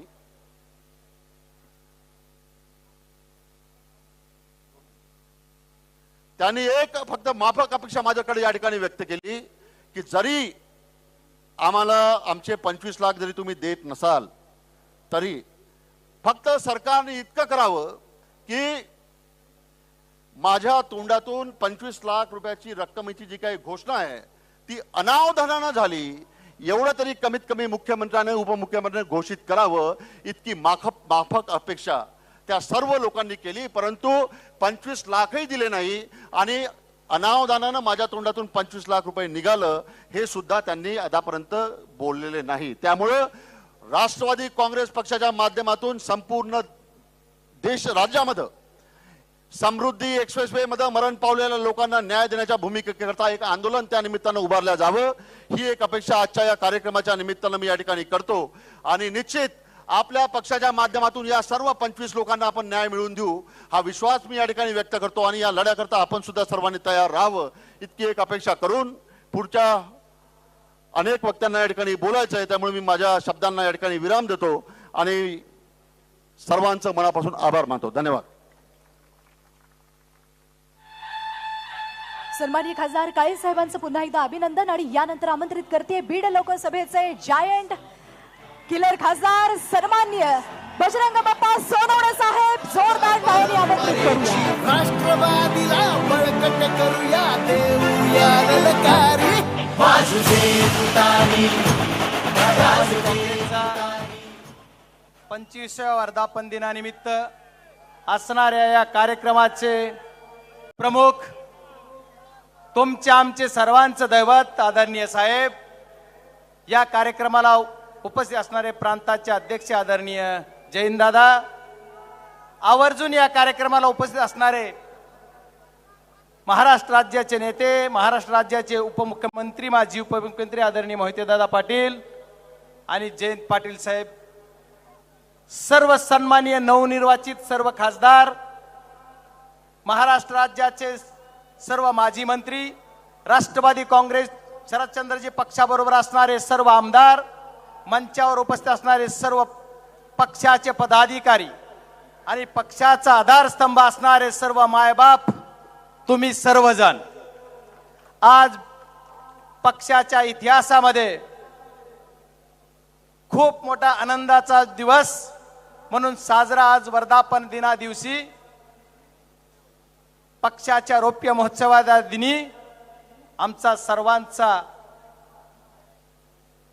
सत्कार आदरणीय पक्षाने केला. या रौप्य महोत्सवाच्या निमित्त मी सर्व नेतृत्व आणि सर्व जनतेना, सर्व कार्यकर्त्यांना विनंती करणार आहे की आपली लढाई ही या ठिकाणी थांबत नाही, तर आपली लढाई खरी आज सुरू होतीये. आपण राष्ट्रवादी काँग्रेस पक्ष हा एक देशात एकमेव पक्ष आहे की ज्याचा रिझल्ट 80% आहे. 10 जागा लढवल्या आणि निसटता पराजय आमच्या आदरणीय शिंदे साहेबांचा झाला, पण 8 लोक निवडून आलोत म्हणजे 80% रिझल्ट हा आपल्या पक्षाच्या बाजून आला, देशात कुठल्याही पक्षाचा नाही. म्हणजे देशाचा खरा नेता कोण, तर आदरणीय शरदचंद्रजी पवार साहेब हे सिद्ध करून दिलं या महाराष्ट्राच्या जनतेला. महाराष्ट्राची जनता कुणासोबत आहे, तर आदरणीय पवार साहेबांसोबत आहे, हेही सिद्ध करून दिलं. त्याच्यामुळे वेगळं काही सिद्ध करायची गरज नाही. ज्यांनी या निवडणुकीमध्ये कार्यकर्ता म्हणून, मतदार म्हणून ज्यांनी भूमिका निभावली त्याचा मी पहिल्यांदा मनपूर्वक आभार मानणार आहे. आजच्या या ज्या अहिल्यानगरमध्ये कार्यक्रम होतोय, या कार्यक्रमाच्या ठिकाणचे लोकप्रिय असे खासदार सुद्धा तुम्ही आदरणीय निलेशजी लंके साहेबाला निवडून दिला, त्याबद्दल इथल्या सर्व जनतेच्या समोर मी नतमस्तक होऊन सांगतो की एवढ्या मोठ्या लोकांना तुम्ही पराजयाचं पाणी पाजलं, त्याच्यामुळे तुमच्या समोर नतमस्तक होतो. एवढ्या मोठ्या मोठ्या लढाया जिंकताना आदरणीय साहेबांचा आशीर्वाद आणि तुमची सर्वांची साथ, याच्या जीवावर पक्षाने एवढं मोठं यश प्राप्त केलेलं आहे. येणाऱ्या काळामध्ये आपल्याला विधानसभेची निवडणूक लढायची आणि आदरणीय साहेब, माझी सर्व नेत्यांना विनंती आहे की आम्ही निवडून आलेल्या 8च्या 8 खासदारांना जिम्मेदारी द्या आणि जिम्मेदारीचा रिझल्ट आमच्याकडून घ्या. आम्हाला तुम्ही 1-2 दिवसात जिम्मेदारी द्या की तुला एवढे विधानसभा मतदारसंघ निवडून आणायचे, आणि मी मात्र छाती ठोकपणे विनम्रपणे विनंती करून तुमच्या सर्वांच्या ताकदीवर सांगणार आहे की मला जी साहेब आणि आदरणीय प्रांत अध्यक्ष साहेब जी काही जिम्मेदारी देतील मराठवाड्याचा एकमेव खासदार म्हणून, ते मी पार पाडण्याचा प्रामाणिक प्रयत्न करेल. आणि मराठवाड्याचे सर्वाधिक आमदार यावेळेस पहिल्यांदा विधान भवनात आपल्या पक्षाचं लावायचं काम सुद्धा तुमच्या सर्वांच्या आशीर्वादाने करण्याचं प्रेरणा घेऊन या कार्यक्रमातून जायचंय. ही लढाई तुमची आमची सर्वांची अस्मितेची लढाई आहे. त्याच्यामुळं आजच्या या रौप्य महोत्सवी दिनानिमित्त आपल्याला सर्वांना एक निश्चय करून या कार्यक्रमातून जायचंय. येणाऱ्या महाराष्ट्राच्या विधानसभेवर आपल्याला आपला झेंडा फडकवायचा आहे, म्हणजे फडकवायचा आहे. याच्यासाठी तुम्ही आम्ही सर्वांनी एकत्रितरित्या काम करायचंय. कालच देशाच्या पंतप्रधान पदाची शपथ घेतणाऱ्या मोदी साहेबांनी आज सही करून पदभार घेतला आणि आमच्या मीडियातल्या बांधवांनी बातमी दिली की पहिली सही मोदी साहेबांनी शेतकऱ्यासाठी केली. मी म्हणलं बरं झालं, शेतकऱ्यांच्या कामासाठी मोदी साहेबांनी सही केली. कांद्याची निर्यात बंदी उठवली असेल, आमच्या साखरेची निर्यात बंदी उठवली असेल, कापसाला भाव जाहीर केला असेल, पण काय सही केली तर शेतकऱ्यांचं सन्मान योजनेचं जी हप्ता आहे, अरे द्यावाच लागला असता, ती योजना आहे त्याच्यावर सही केली. म्हणजे गाजर दाखवायचं काम देशाचे पंतप्रधान परत एकदा करतायत. तर माझ्या या बीड जिल्ह्यातील सर्व तमाम जेवढे होते तेवढे आणि महाराष्ट्रातील जेवढे आहेत तेवढे खासदार महोदय, आम्ही सर्वजण आणि बीड जिल्ह्यातली सर्व महाराष्ट्रातली संबंध जनता यांना सर्वांना विनम्र विनंती करायची, माझ्या शेतकरी बांधवांना, तरुणांना, मी ज्या बीड जिल्ह्यातून खासदार झालो ती खासदारकी एवढी सोपी नव्हती. सुरुवातीपासून प्रमाणपत्र हातात घेईपर्यंत लढा द्यावा लागला. पण आदरणीय साहेब आणि आदरणीय सर, तुम्ही सर्व जनता माझ्या सोबत होतात म्हणून देशात सर्वात उशिरा कुठला निकाल लागला तर ती बीडचा. पण सत्य परेशान होता है लेकिन पराजित नहीं होता, ऐसा पद्धतीनं सत्याचा विजय म्हणजे हा झालेला आहे. त्याच्यामुळं आदरणीय, मला खूप काही बोलायचंय. अध्यक्ष साहेबांनी उभारले कीच माझा आवाज खाली आला. मी जास्त काही बोलणार नाही. आदरणीय साहेबाला ऐकायचंय. मी शेवटचा विनंती अशी आहे की या सर्व घटनेतून आपल्याला एकच करायचंय की या देशाच्या उच्च सभागृहात जाण्यासाठी आदरणीय साहेबांनी मला संधी दिली. मराठवाड्यात एकच जागा लढली. तुमच्या सर्वांच्या आशीर्वादावर ती जागा जिंकण्याचं सौभाग्य माझ्या नशिबी मिळालं. आणि ज्याला हिनवलं जायचं याची लायकी काय, याची लायकी बीड जिल्ह्यातल्या जनतेनं ज्याची त्याची लायकी दाखवून दिली. आणि यापुढे ही महाराष्ट्रातल्या जनतेनं ज्याची त्याची लायकी दाखवून दिलेली आहे. त्याच्यामुळे या पुढच्या काळात सुद्धा आपल्याला महाराष्ट्रामध्ये आदरणीय शरदचंद्रजी पवार साहेबांचं नाव घेऊन देशात नाव उंच करायचंय. आदरणीय पवार साहेबांचं एवढी विनंती करतो आणि थांबतो. जय हिंद, जय राष्ट्र. खरं तर प्रत्येकाचा उत्साह अगदी ओसंडून वाहतोय आणि हा आनंदोत्सव आपण साजरा करतोय. सगळ्यांना एक जाताना सरप्राईज आहे बरं का. सन्माननीय पवार साहेबांच्या भाषणाच्या आधी एक अतिशय सुंदर आतिषबाजी तुम्हाला बघता येणार आहे. ऐतिहासिक अशी आतिषबाजी आहे. आतापर्यंत कुठेही बघितली नाही, कधीही बघितली नाहीये अशी आतिषबाजी आपल्याला अनुभवायची आहे. आणि सगळ्यात महत्वाचं, देशाचे पंतप्रधान नरेंद्र मोदी यांची सभा इथं झाल्यावरती ज्या आपल्या शेतकरी पुत्रांना ती सभा अर्धवट थांबवली आणि मोदी साहेबांना सांगितलं की मोदीजी कांद्यावर बोला, असे शेतकरी पुत्र किरण सावंत या ठिकाणी उपस्थित आहेत. आणि या प्रसंगी नाशिकचे हे सुपुत्र किरण सावंत सन्माननीय कृषी मंत्री म्हणून आज सर्वसामान्य शेतकरी बांधवांच्या किरण सानप नाशिक वरून ते या ठिकाणी उपस्थित आहेत. सर्वसामान्य शेतकरी बांधवांच्या जगण्याच्या संघर्षाला पाठबळ देणारे लोकप्रिय कृषी मंत्री, भारताच्या इतिहासामध्ये सर्वात मोठी कर्जमाफी करून शेतकरी बांधवांचा 7-12 ज्यांनी कोरा केला असे सच्चे कृषी मंत्री आदरणीय शरदचंद्रजी पवार साहेब यांना हीच प्रतिमा या ठिकाणी भेट देत आहे. आणि यानंतर मी आमंत्रित करते या अहमदनगर अहिल्यानगरचे जायंट किलर खासदार सन्मान्य निलयजी लंके साहेब. जोरदार टाळ्यांनी आपण आमंत्रित करूयात सन्मान्य खासदार निलयजी लंके साहेब आपल्या सर्वांशी संवाद साधतायत.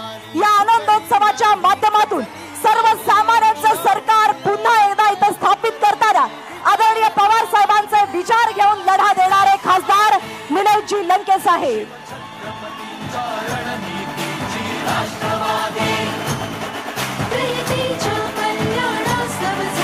रामकृष्ण हरी. आज या ठिकाणी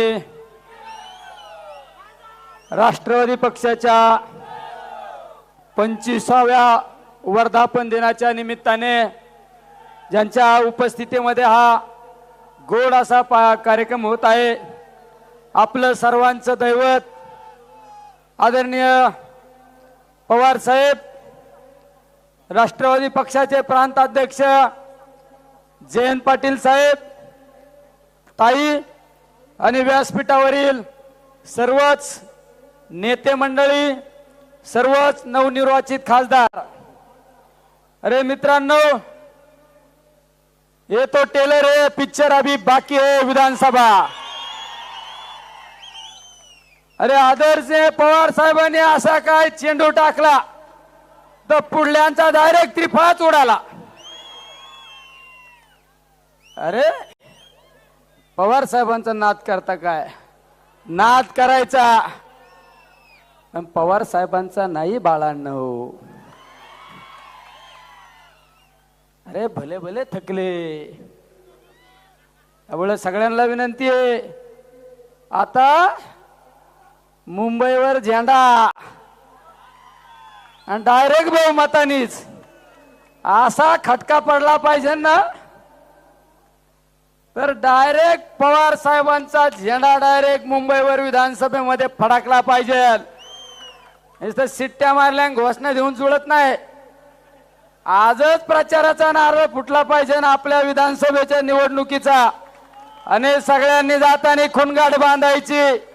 मी माझ्या मतदारसंघातला उमेदवार निवडून आणल्याशिवाय मी स्वस्थ बसणार नाही.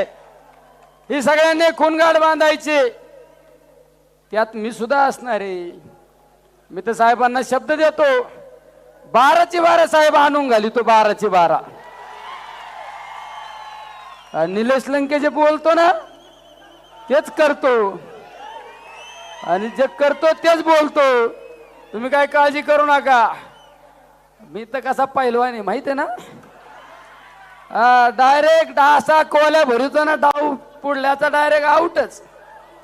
मुळे काय काळजी करू नका. पण खरंच मी साहेबांमुळे खासदार झालो रे.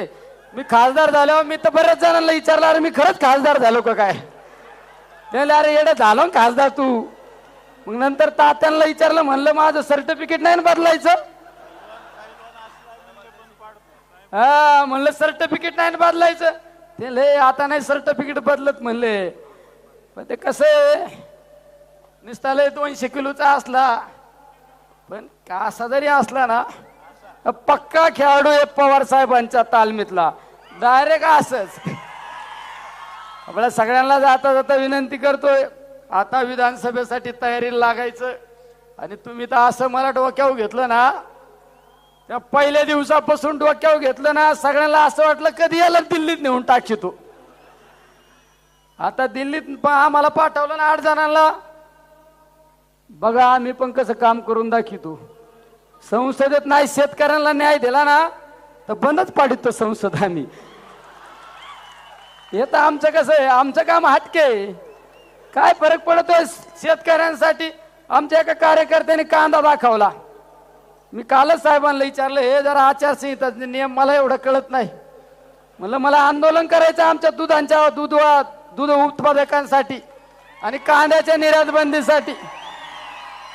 ते मला म्हणले जरा कळ काढ, दिल्लीला जा, सर्टिफिकेट घेऊन ये आणि मग लढ. म्हणले तुला त्याच्याशिवाय तर काय तुला दम निघायचाच नाही. त्यामुळं एकदा दिल्लीहून जाऊन येऊन जरा अंदाज घेतो दिल्लीचा कस काय. निम्मा अंदाज घेतलाय मी इकूनच, कसं जायचं, कुठल्या मार्गे जायचं. पण बरोबर करीत असतो, काळजी करू नका. आपण काम करणारा माणूस आहे, काम करून दाखवणारा माणूस आहे. ज्यांना ज्यांना शब्द दिला ना ते शब्द निश्चित पूर्ण करीन पवार साहेबांच्या आशीर्वादासाठी. पण एकच ध्यानात धरायचं सगळ्यांनी, पवार इज द पॉवर. आणि सगळ्यांचा नाद करायचा, सगळ्यांचा. पण आदरणीय पवार साहेबांचा नाद केला ना घरी पाठीत असतात भल्या भल्यांना. हे एकमेव उदाहरण आपलं सगळ्यांचं दैवत या ठिकाणी बसलेलं. त्यामुळे मी आज एक वेळ नाही घेणार, आता लय जणांना बोलायचं. सगळ्यांना पुन्हा एकदा धन्यवाद देतो, थांबतो. रामकृष्ण हरी, जय राष्ट्रवादी.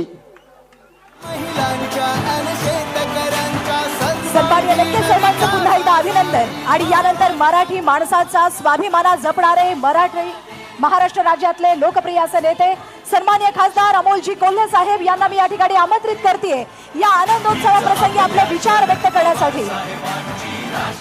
सगळ्यांना विनंती आहे, तुम्ही सगळे पवार साहेबांवर प्रेम करताना हात वर करा बरं एकदा, पहिल्यापासून कडेपर्यंत सगळे हात वर करता केलं ना. पवार साहेबांवर प्रेम करताना आता सगळ्यांनी जाता जाता खुणगाड काय बांधायची, आता विधानसभा आणि पवार साहेबांचं शेवटचं भाषण होऊस तरी एक जरी कार्यकर्ता पवार साहेबांच्या परिवारातला उठला ना, मी तर गेटवर CCTVच लावलेला आहे, बघा ध्यानात धरा. मग यानंतर सन्माननीय खासदार अमोलजी कोल्हे साहेब.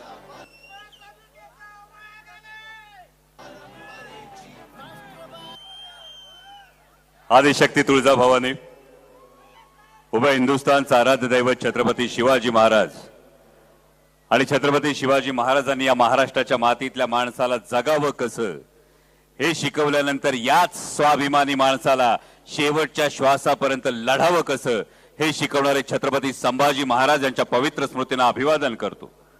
आज राष्ट्रवादी काँग्रेस पक्षाच्या,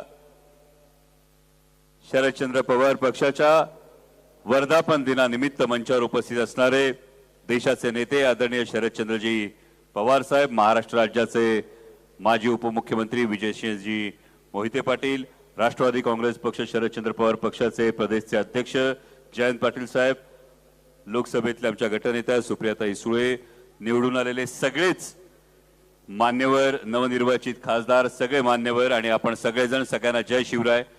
खरं तर वेळ खूप झालाय त्यामुळे जास्त काळ मनोगत व्यक्त करणार नाही, पण या निमित्तानं हे औचित्य साधून महाराष्ट्रातल्या तमाम स्वाभिमानी जनतेचं मनापासून आभार मानेन, अभिनंदन करेन. कारण 2024च्या लोकसभा निवडणुकीत खरं तर एक प्रश्न महाराष्ट्राच्या जनतेसमोर होता आणि तो म्हणजे 2024च्या या लोकसभेच्या निवडणुकीमध्ये महाराष्ट्राचा स्वाभिमानी माणूस, महाराष्ट्राची जनता ही स्वार्थासाठी सरपटणाऱ्यांच्या गर्दीत उभी राहणार की महाराष्ट्र धर्म जपण्यासाठी स्वाभिमानानं लढणार.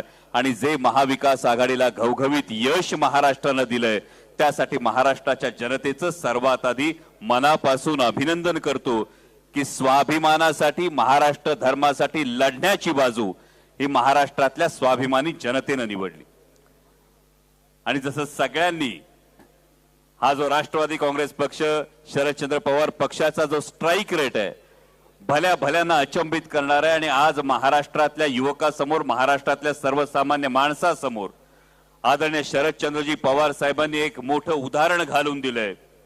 आणि हे उदाहरण म्हणजे जेव्हा हातातलं सगळं काही संपलंय असं जगाला वाटतं तेव्हा हिमतीनं कसं उभं राहायचं असतं आणि कसं लढून जिंकून दाखवायचं असतं ते आदरणीय शरदचंद्रजी पवार साहेबांनी दाखवून दिलं. आणि त्याच बरोबरीनं मी प्रदेशाध्यक्ष जयंत पाटील साहेबांचं मनापासून आभार मानेन, मनापासून अभिनंदन करेन.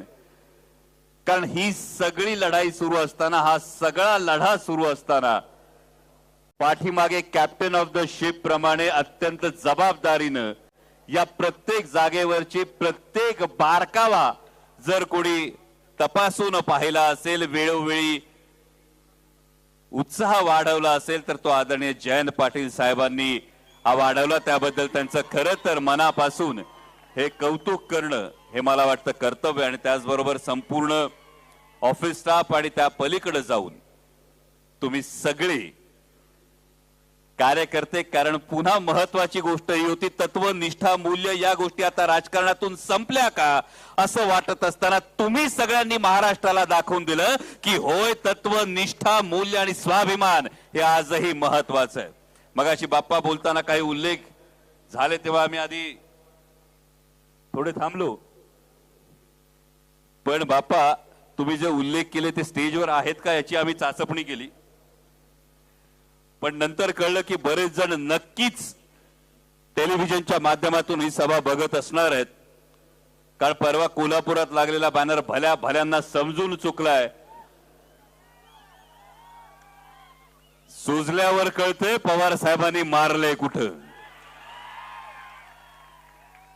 पण 4 जून नंतर जी महाराष्ट्रातली एक पळापळ सुरू झालेली आहे, या पळापळीचं कारण म्हणजे लंके साहेबांनी सांगितलं, खासदार लंके साहेबांनी सांगितलं विधानसभेचा नारळ फोडणं गरजेचं आहे. आणि ही अभिमानाची गोष्ट आज महाराष्ट्रातल्या तब्बल 150 ते 155 विधानसभा मतदारसंघांमध्ये महाविकास आघाडी ही आघाडीवर आहे. आणि त्यामुळं महाराष्ट्रात येणारं पुढचं सरकार हे महाविकास आघाडीचं असणार, ही काळ्या दगडावरची रेघ आहे. आणि त्यासाठी म्हणजे आतापासून खरं तर सत्तेत असलेल्या लोकांनी काही रडगाणी सुरू केलीत. म्हणजे महाराष्ट्राच्या माननीय उपमुख्यमंत्री महोदयांनी एक विधान करत असताना सांगितलं की पराभवाचं विश्लेषण करत असताना जे सांगितलं ते असं होतं की विशिष्ट नॅरेटिव्ह तयार करण्यात आला, काही समाजांनी आम्हाला मतदान केलं नाही असा जो नॅरेटिव्ह करण्यात आला त्या माननीय उपमुख्यमंत्री महोदयांना सांगू इच्छितो, होय काही समाज हे नक्की तुमच्या विरोधात होते, पण त्या समाजाचं नाव 4 अक्षरी आहे, शेतकरी. कारण हा शेतकरी कांद्यासाठी ओरडत होता, सोयाबीनसाठी रडत होता, कापसासाठी रडत होता, दुधाच्या भावांसाठी सुद्धा हा आक्रोश करतोय. आणि हाच शेतकरी नावाचा 4 अक्षरी समाज तुम्हाला महाराष्ट्र विधानसभेतून सत्तेतून खाली खेचल्याशिवाय राहणार नाही, ही सुद्धा काळ्या दगडावरची रेघ आहे. म्हणजे एकीकडे शेतमालाला भाव नाही, दुधाला भाव नाही, आणि असं असताना साहेब एक नवीन संघर्ष समोर येऊन उभा राहिलाय. नागपूर पासून गोव्याला जाणारा भक्ती मार्ग असेल किंवा आता आपल्या पुणे जिल्ह्यात नवीन जी टूम काढली ती औद्योगिक द्रुतगती मार्गाची असेल. जेव्हा एकीकडे आचारसंहिता सुरू आहे तेव्हा घाईघाईनी नोटिफिकेशन काढण्याची घाई जेव्हा सरकारकडून केली जाते तेव्हा कुठंतरी दाल में कुछ काला है की सगळी दालच काळी आहे हा प्रश्न निर्माण होतो.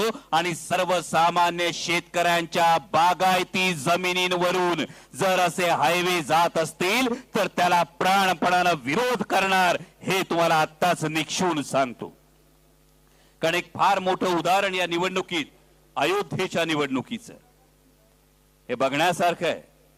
कारण या अयोध्येच्या निवडणुकीमध्ये अयोध्येमध्ये भारतीय जनता पक्षाच्या उमेदवाराचा जेव्हा पराभव झाला तेव्हा हा पराभव कशामुळे झाला तर तोडलेल्या 2200 दुकानं, जवळपास 750 घरं जेव्हा तोडली गेली, जेव्हा रोजी रोटीवर संकट येतं, जेव्हा पोटावर लाथ मारली जाते, घरादारावर नांगर फिरतो, तेव्हा सर्वसामान्य जनता चिडून उठते. आणि ही वेळ आता येत्या विधानसभा निवडणुकीमध्ये आपल्याला दाखवून द्यायची आहे.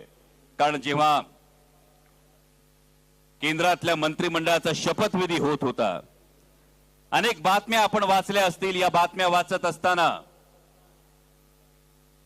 काही बातमी समोर आली की बिहारमध्ये विशेष दर्जा देण्यासाठी किंवा स्पेशल पॅकेजसाठी मागणी होतीये, आंध्र प्रदेशमध्ये स्पेशल पॅकेजसाठी मागणी होती, आणि त्यासाठी त्या बाजूचे घटक पक्ष जे आहेत हे काही प्रमाणात अडवून धरतायत. आणि तेव्हा खरोखर मनात आशा निर्माण झाली होती की एनडीएचे घटक पक्ष जे महाराष्ट्रातले आहेत हे नक्की महाराष्ट्रातल्या तरुणासाठी सांगतील की होय आम्ही पाठिंबा देतो, पण महाराष्ट्रातून जे उद्योगधंदे पळवून नेलेत, महाराष्ट्रातल्या तरुणांचा रोजगार जो पळवून नेलाय त्याच्याविषयी आधी शाश्वती द्या. पण असं झालं नाही. असं वाटलं होतं महायुतीतले घटक पक्ष सांगतील की होय आम्ही पाठिंबा देतो, पण तो देत असताना अरबी समुद्रातलं छत्रपती शिवाजी महाराजांचं स्मारक ते आधी होण्याचे आम्हाला शब्द द्या. पण हे कुठंही झालं नाही भावांनो. आणि हे जे घडलं नाही याचा जाब आता येणाऱ्या निवडणुकीत आपल्याला विचारायचा आहे. आणि मगाशी रोहित दादानी साहेब जी विनंती केली हीच विनंती आपल्याला करू इच्छितो. कारण या संपूर्ण निवडणूक प्रक्रियेमध्ये अनेक ठिकाणी प्रचार करत असताना सुद्धा अनेक जण सांगण्याचा, निवडून आल्यानंतर अनेक जण प्रयत्न करत होते, आम्ही आतून मदत केली, आम्ही शांत राहिलो. आणि त्यानंतर अनेक जण चर्चा करतात, पत्रकार विचारतात, घर वापसीची ज्यांची इच्छा आहे त्यांचं काय. आदरणीय साहेब, या सगळ्या कार्यकर्त्यांच्या वतीनं मी आपल्याला सांगू इच्छितो, 10 पैकी 8 हा जो स्ट्राईक रेट आहे, 80% स्ट्राईक रेट आपल्या मार्गदर्शनाखाली जयंत पाटील साहेबांच्या नेतृत्वाखाली हा जो मिळवलाय, हा करत असताना हा सर्वसामान्य कार्यकर्ता लढलाय. आणि याच्या मेहनतीचा, याच्या निष्ठेचा आणि याच्या मनाचा या निर्णयात नक्की विचार व्हावा. जे आहे ते आपल्या हिमतीवर, आपल्या मार्गदर्शनाच्या बळावर, आपल्या उरातल्या हिमतीवर आणि आपल्या मनगटाच्या जोरावर आहे. लोकसभा तो सिर्फ झाकी आहे, विधानसभा अभी बाकी आहे आणि हेच हा निष्ठावान कार्यकर्ता करून दाखवील एवढी अपेक्षा व्यक्त करतो. पुन्हा एकदा आपणा सर्वांचं मनापासून अभिनंदन करतो, आभार मानतो आणि आपणा सर्वांना या वर्धापन दिनाच्या शुभेच्छा देत असताना आदरणीय जयंत पाटील साहेबांना ही विनंती करू इच्छितो की गेल्या वेळी जशा शिवस्वराज्य यात्रेतून संपूर्ण महाराष्ट्र पिंजून काढला होता, त्याच पद्धतीनं पुन्हा हा महाराष्ट्र पिंजून काढण्यासाठी आपण मार्गदर्शन करावं आणि आदरणीय साहेबांना त्यांच्या वाढदिवसानिमित्त किमान 85 आमदार किमान देण्याचा जो आपल्या सगळ्यांचा संकल्प आहे त्या दृष्टीनं पाऊल पुढे टाकावं अशी विनंती करतो आणि थांबतो. धन्यवाद. जय शिवराय. सन्माननीय खासदार अमोलजी कोल्हे साहेब यांचं पुन्हा एकदा अभिनंदन करताना मी या ठिकाणी पुन्हा एकदा या आनंदोत्सवा प्रसंगी आपले विचार व्यक्त करण्यासाठी आमंत्रित करते सन्माननीय जितेंद्रजी आव्हाड साहेब यांना. जोरदार टाळ्या आपण आमंत्रित करूया. सन्माननीय जितेंद्रजी आव्हाड साहेब. अरे शरद पवार साहेबांचे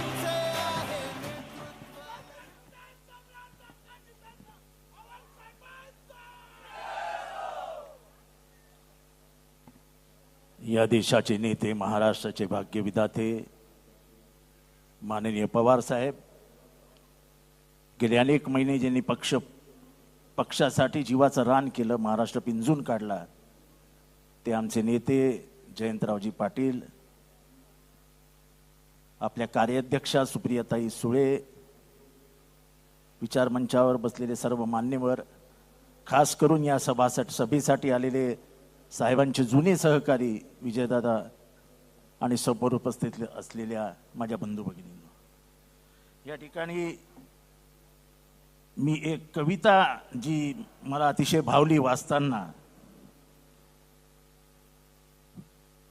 कवि रामधरी सिंह दिनकर की उन सुंदर पंक्तियों की याद दिलाता है कि जिन्होंने अपनी कविता कृष्ण की चेतावनी में कहा था, सौभाग्य न सब दिन सोता है, सौभाग्य न दिन सब दिन सोता है, देखे आगे क्या होता है.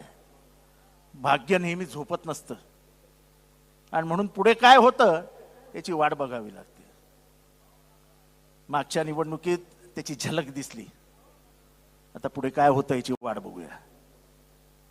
25 वर्षापूर्वी साहेबांनी पक्ष स्थापन केला. संकट घाबरट असतात, सिर्फ सामुदायिकरित्या हल्ला करतात, ती अंगावर घेऊन परतवायची असतात आणि त्याच्यात एकच माणूस माहीर आहे, त्यांचं नाव शरद पवार आहे. या 25 वर्षात या पक्षावर काय कमी संकट आली? 1999 साली आव्हान स्वीकारून पक्ष स्थापन केला. साहेबांनी काँग्रेस पक्ष सोडला नव्हता, साहेबांना पक्षातनं बाहेर काढण्यात आलं होतं आणि त्याच्यातनं साहेबांनी पक्ष स्थापन केला. 1999 साली या पक्षाला सत्तेत आणलं. 2002 साली हा पक्ष फोडण्याचा प्रयत्न केला. मी कोणाचंही नाव घेत नाही, पण ही बातमी साहेबांना त्यांच्या गुप्तहेरांमार्फत लागली आणि त्या फोडाफोडीच्या राजकारणात माझ्यासारखा एक तरुण साहेबांमुळे आमदार झाला. मी कोणाचंही नाव घेत नाही की कोण फोडण्याचा प्रयत्न करत होते, कोण फुटणार होते, जाऊ द्या, ते इतिहासात गेलं. पण त्याच्यानंतर सातत्याने साहेब लढा देत राहिले. साहेब तुम्हाला आठवतही नसेल, तुम्ही बोललेही नसाल, पण आजच्या वर्धापन निमित्त मुंबईमध्ये झालेल्या कार्यक्रमात 9 महिन्याचं बाळ बोललं की साहेबांनी 2009 साली ठरवलेलं की 16-16-16चा फॉर्म्युला करूया. आता ते नेहमी तारखा सांगत असतात साहेब. 2016 2009 साली ठरवलं, 2014 साली ठरवलं, 2016 साली ठरवलं, 2019 साली ठरवलं. अरे एवढंही तुम्हाला कळत नाही का की साहेब तुम्हाला एका रस्त्यावर घेऊन जातात, पुढेपर्यंत नेतात आणि सोडून देतात आणि साहेब परत येतात. अरे एवढं तर कळलं पाहिजे की 4 वेळा येडं बोलवल्यानंतर पण तुम्ही साहेबांवर विश्वास ठेवता की साहेब कम्युनल पार्टीज बरोबर जातील, जातीयवादी पक्षांबरोबर जातील. अरे तुम्हाला कळलं कसं नाही? तुम्ही 5 वर्ष दररोज साहेबांकडे जायचे, साहेब चला बीजेपीकडे जाऊया, साहेब चला बीजेपीकडे जाऊया, साहेब दररोज तुम्हाला म्हणायचे हा ठीक आहे बघूया, हा ठीक आहे बघूया. पण शेवटपर्यंत साहेबांनी बघितलंच नाही. आणि इतकं बघितलं नाही की साहेबांचे घराचे 2 तुकडे झाले तरी साहेब म्हणाले पुरोगामी महाराष्ट्रात जिवंत राहायला पाहिजे, फुले शाहू आंबेडकरांचे विचारच जिवंत राहिले पाहिजे. हा माणूस लढला. घर फुटल्यानंतरचं दुःख काय असतं खरं तर त्यांनाच माहिती. खरं तर ह्या माणसाकडे बघून कधी कधी आपल्याला ऊर्जा मिळते, पण त्या माणसाच्या हृदयाला काय पिळवड बसवत असेल याचा विचार आपण कधीच करत नाही. आपण त्यांना फक्त वापरतो. नाणं घासतोय, आपण घासतो आपल्या फायद्यासाठी. सोनं उगाळतोय आणि लावतोय फक्त आपल्या फायद्यासाठी. साहेबांना दुःख होत नसेल? साहेबांना हृदय नाहीये? साहेबांना भावना नाही आहेत? अरे ज्यांना 25 वर्ष बाळासारखं सांभाळलं, 25 वर्ष ज्यांना मांडीवर ठेवलं, त्याच लोकांनी मागणं हात घालून गळ्यात आपण्याचा प्रयत्न केला असेल तेव्हा साहेबांच्या डोळ्यातनं अश्रू आले नसतील? जेव्हा रात्री एकटे झोपत असतील तेव्हा त्यांना वाईट वाटत नसेल? पण ह्याचा कसलाच विचार न करता जी माणसं सोडून गेली ते जर परतीच्या वाटेवर असतील तर साहेब आम्हाला रडू येईल. कारण का दुःख आम्ही बघितलंय. पण अर्थात शेवटी माझा एकच उत्तर असतं, साहेब घेतील तो निर्णय, त्याला नो चॅलेंज. साहेबांनी सांगितलं उद्या ह्याला बाप मानायचा तो बाप, तिथे कुठेही प्रश्न उत्तर होणार नाही. पण साहेब महाराष्ट्राने कायम गद्दारीला गाडलाय. मग तो कृष्णाजी खोपडे असो नाही तर सूर्याजी पिसाळ असो, या औलादींना महाराष्ट्राने माफ केलेलं नाही हे या निवडणुकीत महाराष्ट्राच्या जनतेने दाखवून दिलंय. आणि म्हणून साहेब महाराष्ट्राची परिस्थिती आता तरी चांगली आहे. पण साहेब या देशाच्या राजकारणामध्ये जो सर्वात मोठा खेळ झाला तो खेळ संविधानाने केला. जेव्हा 400 पारचा नारा लागला तेव्हा देशातल्या काही जणांनी जे सांगितलं त्याच्यातला मी एक होतो की ज्या दिवशी 400 पार होतील त्या दिवशी संविधान आरपार होईल. आणि हे आज कितीही म्हणत असले की आम्हाला संविधान बदलायचं नव्हतं, तर मी उदाहरणा दे सकट सांगतो की अमित शहांनी भाषण केलं होतं की आमचं सरकार जर आलं तर आम्ही मुस्लिम पर्सनल लॉ बदलून टाकू. मुस्लिम पर्सनल लॉ हा फंडामेंटल राईट मधला एक भाग आहे. फंडामेंटल राईट म्हणजे मूलभूत अधिकार जो संविधानामध्ये आहे त्याच्यामध्ये राईट टू रिलीजन आहे. तुम्हाला धर्माचं स्वातंत्र्य आहे. धर्माचं स्वातंत्र्य म्हणजे काय तर त्या धर्माच्या रूढी, परंपरा, चाली, रीती या सगळ्या तुम्ही अपनावू शकता. तुम्हाला त्याला कोणीही विरोध करणार नाही. ज्या दिवशी अमित शाह हे म्हणतात कि हम मुस्लिम पर्सनल लॉ को बदल देंगे, इसका मतलब सीधा था कि उन्हें संविधान बदलना था. पर इस देश के बहुजन जनता ने उनको रोक दिया.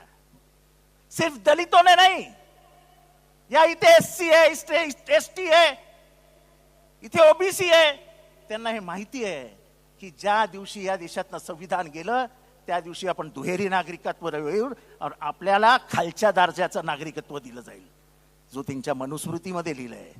1950 साली जेव्हा हे संविधान स्वीकारलं तेव्हा ते संविधान स्वीकारत असताना ऑर्गनायझर जे RSSचं मुखपत्र आहे त्याच्यामध्ये लिहून आलं की आम्हाला हे संविधानच मान्य नाही, आमचं संविधान हे मनुस्मृती आहे.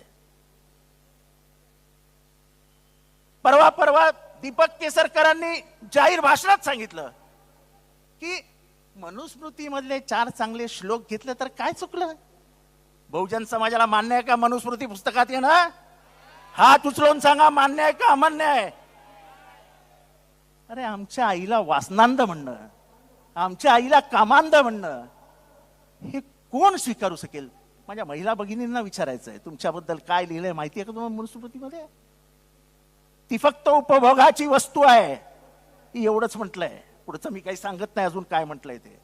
शाळेला बंदी, शिकण्याला बंदी, विवाहाला बंदी, घराच्या बाहेर पडायचं नाही, अशा अनेक घाणेरड्या गोष्टी लिहून ठेवल्या आहेत.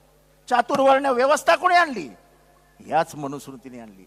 आणि म्हणून जसं आपण सगळे संविधानाविरोधात उभं राहिलो तसं दीपक केसरकरांनी आपल्याला हिंट दिली आहे, हिंट जी अमित शहानी दिली होती की हम कानून बदलेंगे, कानून बदलेंगे म्हणजे हम संविधान बदलेंगे. आम्ही 4 श्लोक आणतोय, याचा अर्थ मागच्या दाराने आम्ही मनुस्मृती आणतोय. आम्ही मेलो तरी चालेल, पण ज्या बाबासाहेबांनी महाडला ही मनुस्मृती जाळली होती त्या बाबासाहेबांचं नाव घेत आम्ही तुम्हाला मनुस्मृतीला हात सुद्धा लावून देणार नाही. वाटल्यास हिंसा होईल, पण मनुस्मृती परत महाराष्ट्रात येणार नाही.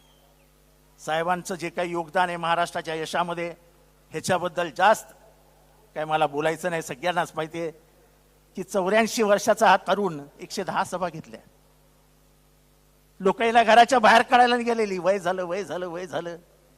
त्यांना तुमचं वय काय आता विचारावं लागतंय. असे म्हाताऱ्यासारखे दिसतात, असे विचार करताना सारखे दिसतात.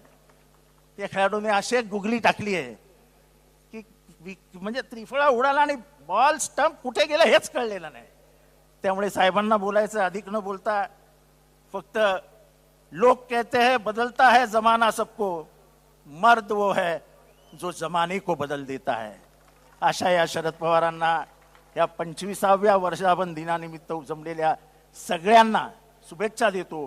पण साहेब, तुम्ही ह्या पक्षाला जन्म दिलात, पण त्याचबरोबर अनेकांचं आयुष्य घडवलं, त्याच्यातला मी एक आहे. नाहीतर मी इथपर्यंत पोहोचूच शकलो नसतो. तुमचे लाख लाख लाख आभार मानतो, रजा घेतो. जय हिंद, जय महाराष्ट्र, जय भीम.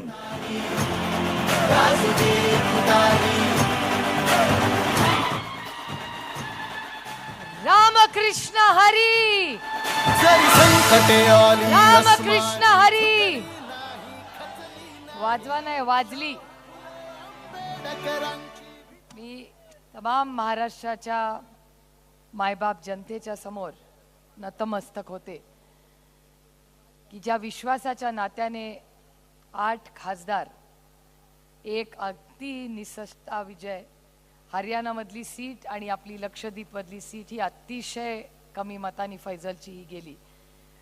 पण या संघर्षाच्या काळामध्ये जे हिरे पक्षाला सापडले, ते अनमोल हिऱ्यांचा कौतुक करण्यासाठी खरं तर आज आम्ही इथे आलो. आणि ते सगळे हिरे तुम्ही सगळे आहात, ज्यांनी या काळामध्ये अतिशय चांगल्या पद्धतीने आज इथे केलं. मी तुमच्या सगळ्यांचं मनापासून कौतुक करते, अभिनंदन करते.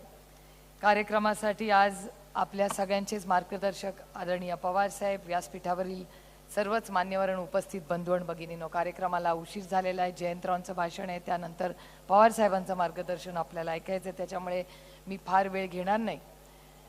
पण 25 वर्षापूर्वी पक्षाची स्थापना आणि हा 25 वर्षाचा प्रवास, हा प्रवास होताना अनेक घटना, कभी खुशी कभी गम अशा झालेल्या आहेत. पण अनेक लोकांचं खूप योगदान या पक्षामध्ये आहे. कदाचित काही आज एक वेगळं घर करून साजरं करतायत, त्यांच्यापैकीही अनेक लोकांचंही कामाची नोंद ही आपण घेतली पाहिजे. कारण का गेल्या अनेक वर्षामध्ये प्रत्येकात चांगले गुण असतात, त्याच्यामुळे त्या चांगल्या गुणाची नोंद आपण नेहमी ठेवली पाहिजे. त्याच्यामुळे पक्षवाढीमध्ये त्यांचंही सगळ्यांचं मोठं योगदान होतं. हे मला असं वाटतं आजच्या 25व्या दिवशी आपण मान्य करून त्यांनाही शुभेच्छा देऊया.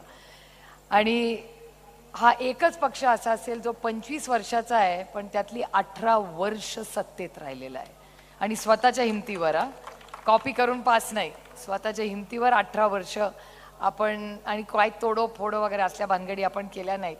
पण 25 वर्षातली 18 वर्ष आपण सत्तेमध्ये राहून या देशाची सेवा करण्यात जी आपल्याला ह्या लोकांनी संधी दिली, याबद्दल मी आपले सगळ्यांचे मनपूर्वक आभार मानते. आणि या 25 वर्षाच्या पूर्ण योगदानामध्ये ज्या ज्या पदाधिकारी नेत्यांनी राष्ट्रवादी काँग्रेस पक्षाला जी साथ दिली, त्यांचेही मी या कार्यक्रमाच्या निमित्ताने मनपूर्वक आभार मानते. या कार्यक्रमात कैलासवासी RR पाटील, कैलासवासी विमलताई मुंदडा, बाबासाहेब कुपेकर, गुरुनाथ कुलकर्णी, वसंतराव डावखरे, वसंत चव्हाण, राहता कदम, मनमोहन ओबरॉय, मोहनसिंग राजपाल, दिग्विजय सिंग खानविलकर, अरुण मेहताजी, गोविंदराव निकम, गोविंदराव अधिक, DP त्रिपाठी, सुभाष अण्णा कुल, ज्योती वहिनी कलानी, वसंत पवार, विनायक मेटे, माणिकराव जगताप, असंख्य असे नेते ज्यांनी या ढाकणे साहेब या सगळ्यांना या प्रवासामध्ये असे असंख्य मोठे नेते आपल्या राज्यातले आपण गमावले, पण या पक्षामध्ये ह्या सगळ्यांचं खूप मोठं योगदान हे आपल्या संघटना बांधणीमध्ये होतं. आज अहिल्यानगरमध्ये आपण जमलेलो आहोत.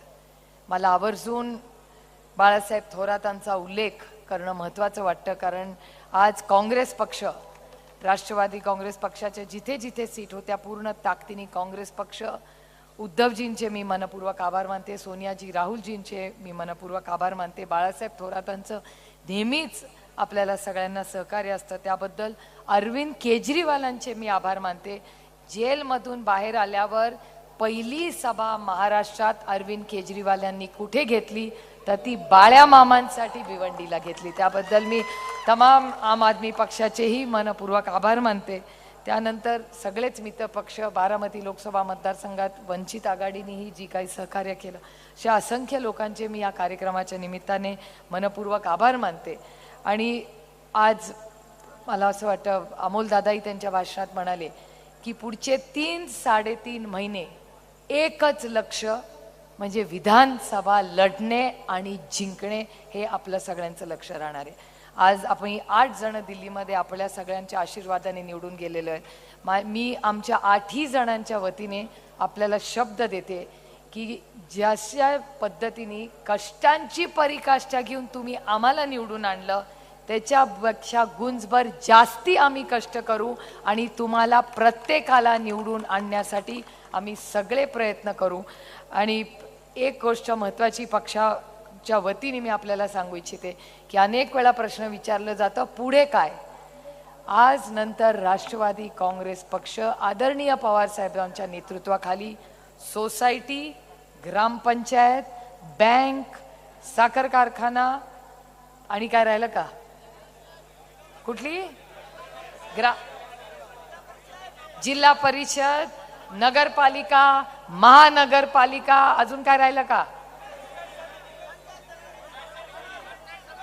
पंचायत समिती झाले आणि सोसायटी झाली ना, ठरलं ना. प्रत्येक कार्यकर्त्याला जिथे मान सन्मान मिळेल ही संधी तुमच्या सगळ्यांसाठी आहे. तुम्ही लोकसभा शून्यातून आपल्याकडे जेव्हा होतं तेव्हा लढला, प्रत्येकाचा मान. आणि हे बघा मैदान सबके लिए खुला और खाली आहे, आपल्याकडे काय प्रॉब्लेम नाही आहे. त्याच्यामुळे पक्षातल्या सगळ्या पदांचा निर्णय हा होईल, पण आता एकच लक्ष विधानसभा. जेव्हा आपले लोकसभेसाठी सगळे ताकदीने लढले, विधानसभेसाठीही जेव्हा युद्ध चाललेलं असतं ना, एकच लक्ष. मी 7 महिने माझ्या आयुष्यातले फक्त माझ्या लोकसभा मतदारसंघासाठी दिले, ना नवऱ्याशी बोलले ना पोरांशी बोलला. एकच लक्ष विधानसभा, लोकसभा. तसंच प्रत्येकाने पूर्ण ताकदीने संघटनेचं काम आदरणीय पवार साहेब सक्षम आहेत ते निर्णय घ्यायला, ते घेतीलच.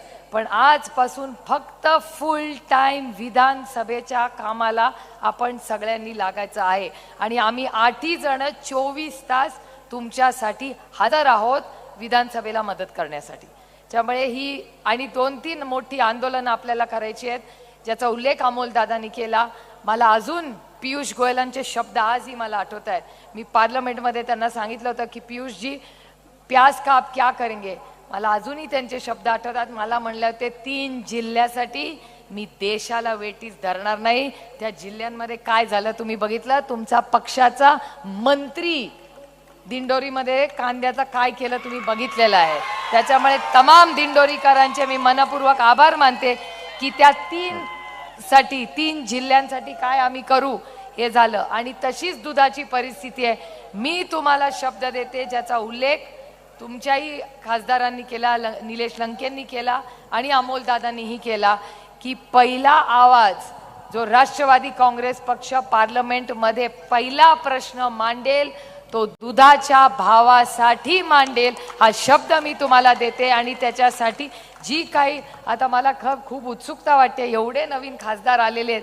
मी आणि अमोलदादा मगासपासून विचार करतोय की आता प्रश्न कुणावर करायचे. मी आणि अमोलदादा आता मागून सगळं बघणार आहे, कारण का आम्ही आता नवीन खासदारांना संधी द्यायची आहे.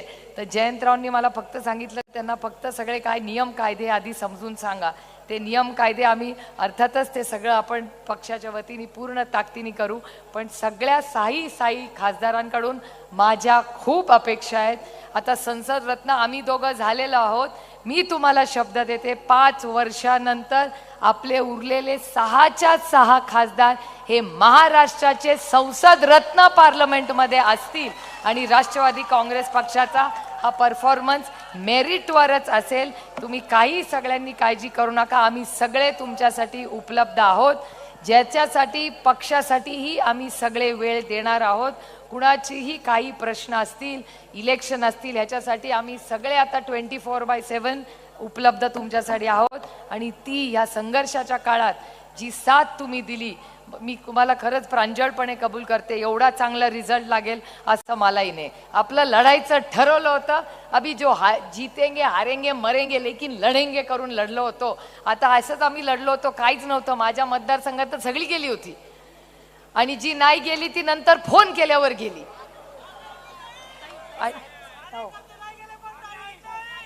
चला चला साहेब, हा अहो तेच तर पुढचं तर ऐका. पण नेते सगळे गेले. मी माझं इलेक्शन हे फक्त कार्यकर्त्यांच्या जीवावर जिंकून आलेले आहे. त्यामुळे तमाम कार्यकर्त्यांचे मी मनपूर्वक आभार मानते. आपण सगळ्यांनी जी साथ दिली त्याबद्दल आपल्या सगळ्यांचे मी मनपूर्वक आभार मानते. पुन्हा एकदा आपण सगळ्यांनी चिन्ह जे पोचवलं त्याबद्दल मनपूर्वक आभार मानते. पण काही ठिकाणी चिन्हाची जी गल्लत जशी साताऱ्याला झाली त्याबद्दल आपण सगळ्यांनी लक्ष घातलं पाहिजे. तुतारी वाजवणारा माणूस हे आपलं चिन्ह पुढचे 3-4 महिने. आपण सगळ्यांनी त्याबद्दल काम करावं. मला चिठ्ठी आलेली आहे की भाषण आवरा. त्याच्यामुळे पुन्हा एकदा आपली जेव्हा भेट होईल तेव्हा नक्की सविस्तर संघटना आणि पुढची आपली 5 वर्षाची वाटचाल याच्यावर सविस्तर बोलीन. पुन्हा एकदा आपण केलेल्या सहकार्याबद्दल मनपूर्वक आभार मानून आपली रजा घेते. जय हिंद, जय महाराष्ट्र, जय आघाडी.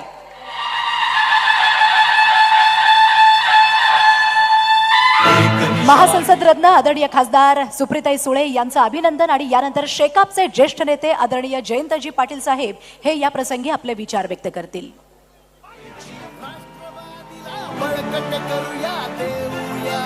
या शानदार समारंभाचे प्रमुख माननीय पवार साहेब आणि मित्र, मी फक्त 2-3 मिनिटच बोलणार आहे.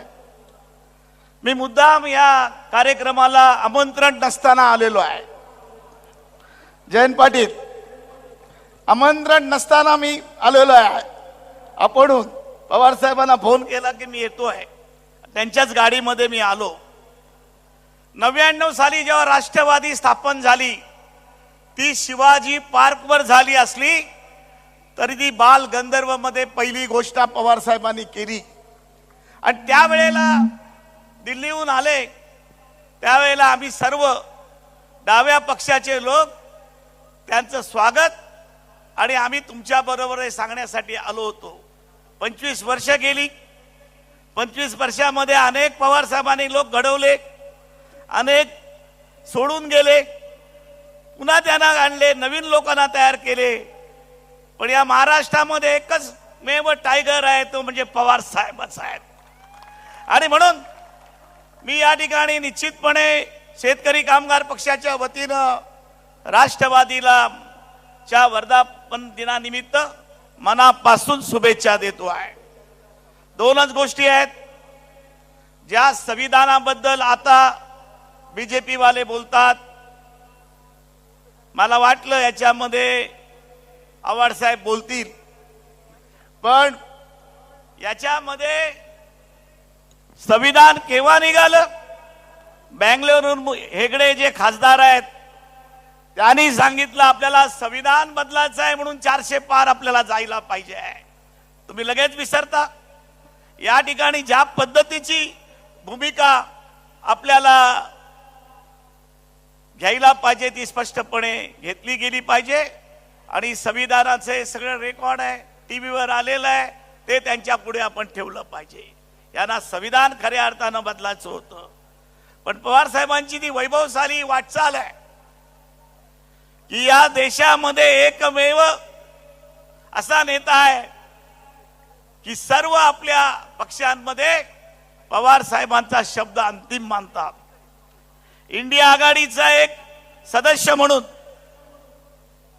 जेव्हा बैठका अटेंड झाल्या त्यावेळेला पवार साहेबांनी सांगितलं आणि अंतिम वाद झाला तर पवार साहेबांकडे बोट दाखवायचा. हा महाराष्ट्राला मोठा आपल्याला अभिमान वाटवावा असा हा नेता आहे आणि त्या नेत्याचे तुम्ही खरे सैनिक आणि तुम्ही कार्यकर्ते आहात. आणि म्हणून या ठिकाणी आम्ही लढतो, परंतु जे संबंध ठेवण्याची जी परंपरा पवार साहेबांची आहे आणि जी गरिबांची आणि बहुजनांचा उद्धार करण्याची जी भूमिका त्यांनी पहिल्यापासून घेतली, कारण त्यांचं घराणं पहिलं शेका पक्षाचंच होतं आणि त्याच्यामुळे त्यांच्यावर ते विचार कायमचे बिंबलेले आहेत. दोनच गोष्टी मी आणखीन सांगणार आहे. संविधान का संरक्षण करायला पाहिजे हे बीडच्या लोकसभेमध्ये बघितलं. बाप्पा हे खासदार आहेत, त्यांनी टीव्हीवर दुसऱ्या दिवशी दाखवलं की बटणं कशी दाबायची. एक माणूस ठेवायचा.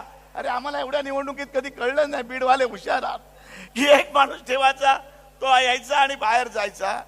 इथे संविधानाचं म्हणणं आहे. माझं म्हणणं आहे या बाबतीत आम्ही याचा विचार करू राज्य पातळीवर आणि जे जे अधिकारी त्या ठिकाणी होते आणि त्याला देत होते त्या ठिकाणचे जे ऑब्झर्वर होते त्यांच्यावर पण कारवाई करण्याची मागणी आम्ही सभागृहात करणार आहोत. आणि या ठिकाणी ज्या पद्धतीची लढाई लढली, दुसरी लढाई आहे बाळ्या मामाचं आणि माझं काय एवढं, ते मला ओळखतात काय, मी त्यांना ओळखत नव्हतो, परंतु बाळ्या मामा हा माझ्या आगरी समाजातला आहे आणि बाळ्या मामाने खरी आमची आगरी जात दाखवली आणि एका मंत्र्याला पाडण्याचा विक्रम केला. एकमेव खरा हिरो आहे, बाकी ज्याला गेला तरी. आणि म्हणून तिसरी गोष्ट, या अधिवेशनामध्ये मी पवार साहेबांना जाहीररित्या सांगतो, अजित पवार सांगतात तुम्ही बटन फक्त दाबा घड्याळावर, मी तुम्हाला तरतूद करतो. मग आपण ऍडव्होकेट आव्हाड तुम्हाला विचारतो, मग आपण आमदार म्हणून जी शपथ घेतो, मंत्री म्हणून शपथ घेतो, त्या शपथेला काय अर्थ राहिला, त्याच्यावर कारवाई झाली पाहिजे मागणी आहे. कारण ज्या पद्धतीची मागणी आम्ही करतो आहोत की शपथ जी दिली जाते आम्हाला आमदारांना मंत्र्याला, त्या शपथेमध्ये बांधील राहिलो तर आमची आमदारकी पण जाऊ शकते. आणि ही गोष्ट आपल्याला प्रामुख्यानं करायची आहे. वेळ बराच झालेला आहे, 4-5 गोष्टी मला आणखीन सांगायच्या होत्या, परंतु या ठिकाणी पवार साहेबांचे विचार आपल्याला ऐकायचे आहेत. मी मनपूर्वक शेतकरी कामगार पक्ष आणि महाराष्ट्रातल्या प्रागतिक आघाडीच्या वतीनं राष्ट्रवादीला शुभेच्छा देऊ. तुमचा आकडा रोहित पवार गेले का मला माहिती नाही. अरे 85 आकडा काय ठेवता, जास्त वाढू नका, आम्हाला थोडेसे ठेवा काहीतरी. आणि म्हणून मी एकच या ठिकाणी सांगतो, एकच मुद्दा राहिला माझा आणखी. हा कार्यक्रम मुंबईच्या यशवंतराव चव्हाण प्रतिष्ठानमध्ये होणार होता. तुमचे राज्याचे अध्यक्ष जयंत पाटील यांनी नगर मध्ये स्थान घेतलं, त्यांनी बदललं आणि म्हणून मी त्यांचं जरूर अभिनंदन करीन. मी पवार साहेबांना विचारलं की तुम्ही कार्यक्रम बदललात का. मी नाही बदलला, तो जयंत पाटलांनी बदलला. पण इथे आल्यानंतर मला कळलं, तुमचं मनापासून अभिनंदन. एक निलेश लंके सारख्या सामान्य कुटुंबातल्या कार्यकर्त्याला या ठिकाणी खासदार केलं, त्या जनतेला सलाम करण्यासाठी आम्ही इथे आलो. मी तुमचं मनपूर्वक मी सर्व नगरवासियांच्या वतीनं जयंत पाटलांचं अभिनंदन करतो. मला वाटतं जयंत पाटील डावपेच करायला शिकलेत. सरळ आणि साधा माणूस होता, पण जयंत पाटलांपणे पण बदल झालेला आहे असं मला दिसतं. मी पुन्हा एकदा सगळ्या तुमच्या पदाधिकाऱ्यांना समस्त कार्यकर्त्यांना मनापासून शुभेच्छा देतो आणि माझे विचार संपतो.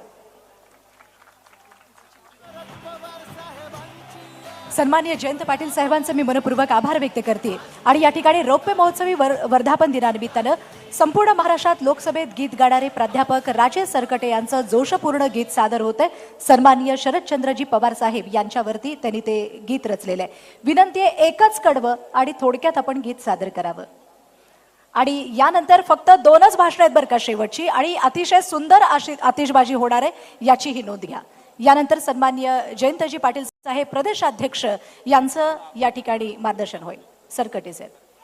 या देशाचे नेते, तुम्हा सर्वांचं दैवत आणि जाणता राजा आदरणीय पवार साहेबांनी दैदिप्यमान इतिहास निर्माण करून महाराष्ट्रात हेच सांगितलंय, 10 दिशांनी आवाज येतोय की घासल्याशिवाय धार नाही तलवारीच्या पातीला, घासल्याशिवाय धार नाही तलवारीच्या पातीला, आणि पवार साहेबांशिवाय पर्याय नाही या महाराष्ट्राच्या मातीला, या महाराष्ट्राच्या मातीला.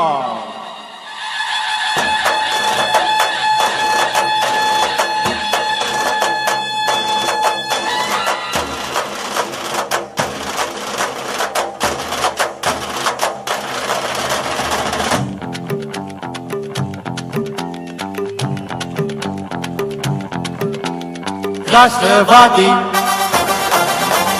राष्ट्रवादी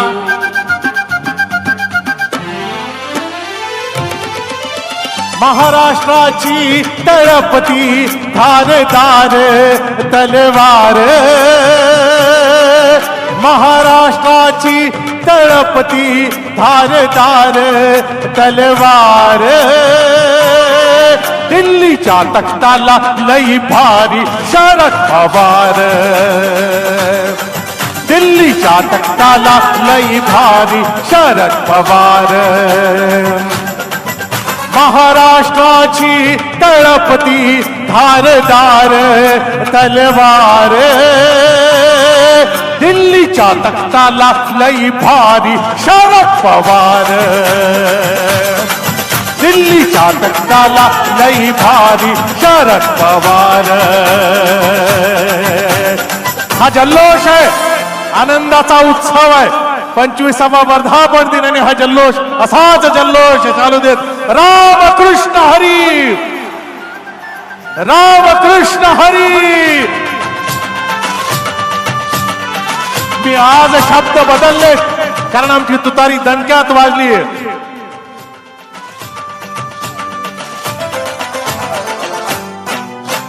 84 वर्षाचा योद्धा नाही कधी झुकणार, 84 वर्षाचा योद्धा नाही कधी झुकणार, दिल्लीच्या तख्ताला कर्रा कर्रा झुकवणार, मराठी अस्मितेची धारदार तलवार. कोण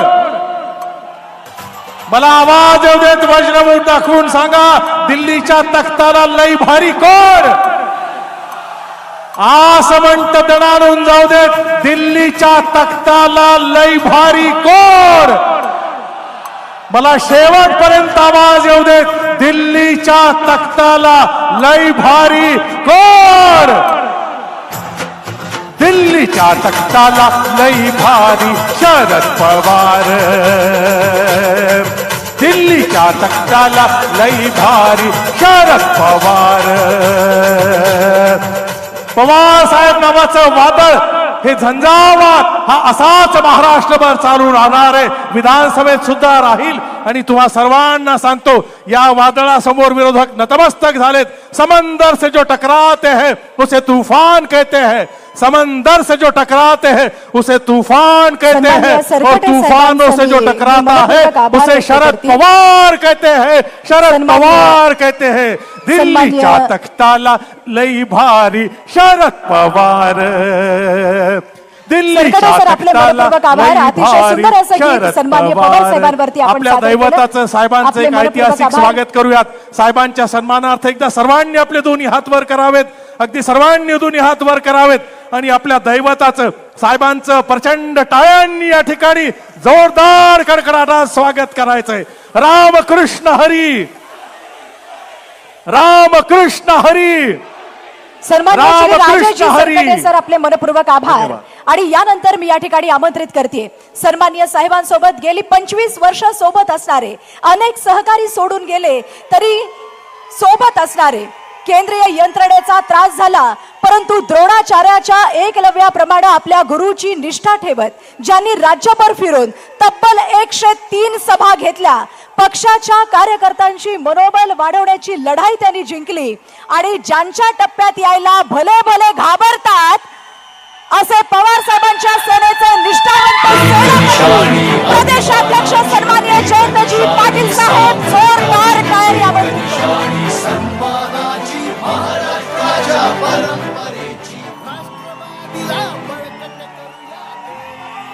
आपल्या सर्वांचं दैवत आदरणीय शरद पवार साहेब,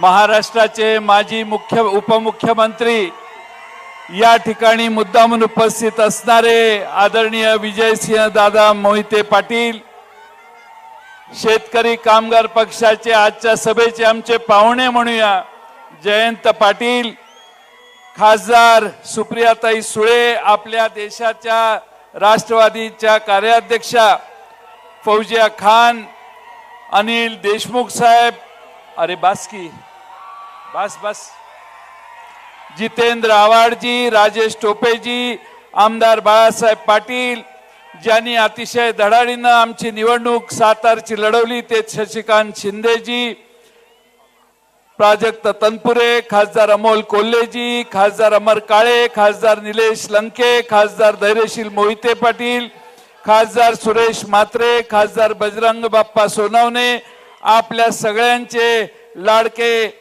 निलेश लंकेजी, आमदार अशोक पवार, आमदार रोहित पवार, सुनील भुसारा, मानसिंगराव नाईक, संदीप क्षीरसागर, रमेश बंग, उत्तमराव जानकर, श्रीराम पाटील, आपले दुसरे उमेदवार, सर्वच आजी माजी आमदार, सर्व सेलचे प्रदेशाध्यक्ष, सर्व जिल्हा अध्यक्ष, प्रांतिक पदाधिकारी, या जिल्ह्याचे अध्यक्ष राजेंद्र फाळके, संदीप वरके, अभिषेक कळमकर, या निमित्तानं उपस्थित असणारे दादा कळमकरांच्या पासून या जिल्ह्यातले सगळे पवार साहेबांना आयुष्यभर साथ देणारे निष्ठावंत आणि बंधू भगिनींनो, आज खरं म्हणजे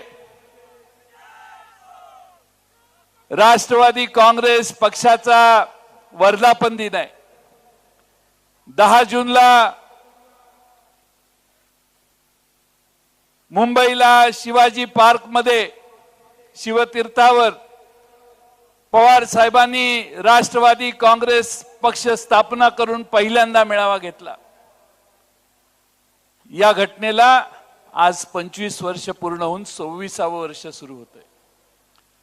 फार मोठा पल्ला या पक्षाने गाठला. निवडणूक लढवली त्यावेळी पवार साहेब झंझावात प्रमाणे महाराष्ट्रभर फिरले. महाराष्ट्रात पहिल्यांदा आपण सत्तेत आलो आणि तेव्हापासून सलग 17.5-18 वर्ष पवार साहेबांच्या मेहनतीने, पवार साहेब या ब्रँडने आम्ही सगळ्यांनी सत्तेत जाऊन सत्तेचा उपभोग घेतला, लोकांची सेवा देखील केली, पण अनेकांना महाराष्ट्रात संधी देण्याचं काम पवार साहेबांनी केलं. आणि म्हणून आपल्या सर्वांना हा 15वा वर्धापन दिन, 25वा वर्धापन दिन फार महत्वाचा आहे. आपण अनेक संकट पाहिली. आपल्या संकटाला तोंड देताना आपले नेते पवार साहेब पुढे राहून या सगळ्या संकटाला तोंड देत होते. सत्ताही आली, सत्ता आली गेली, अनेक लोकांनी पवार साहेबांना साथ दिली.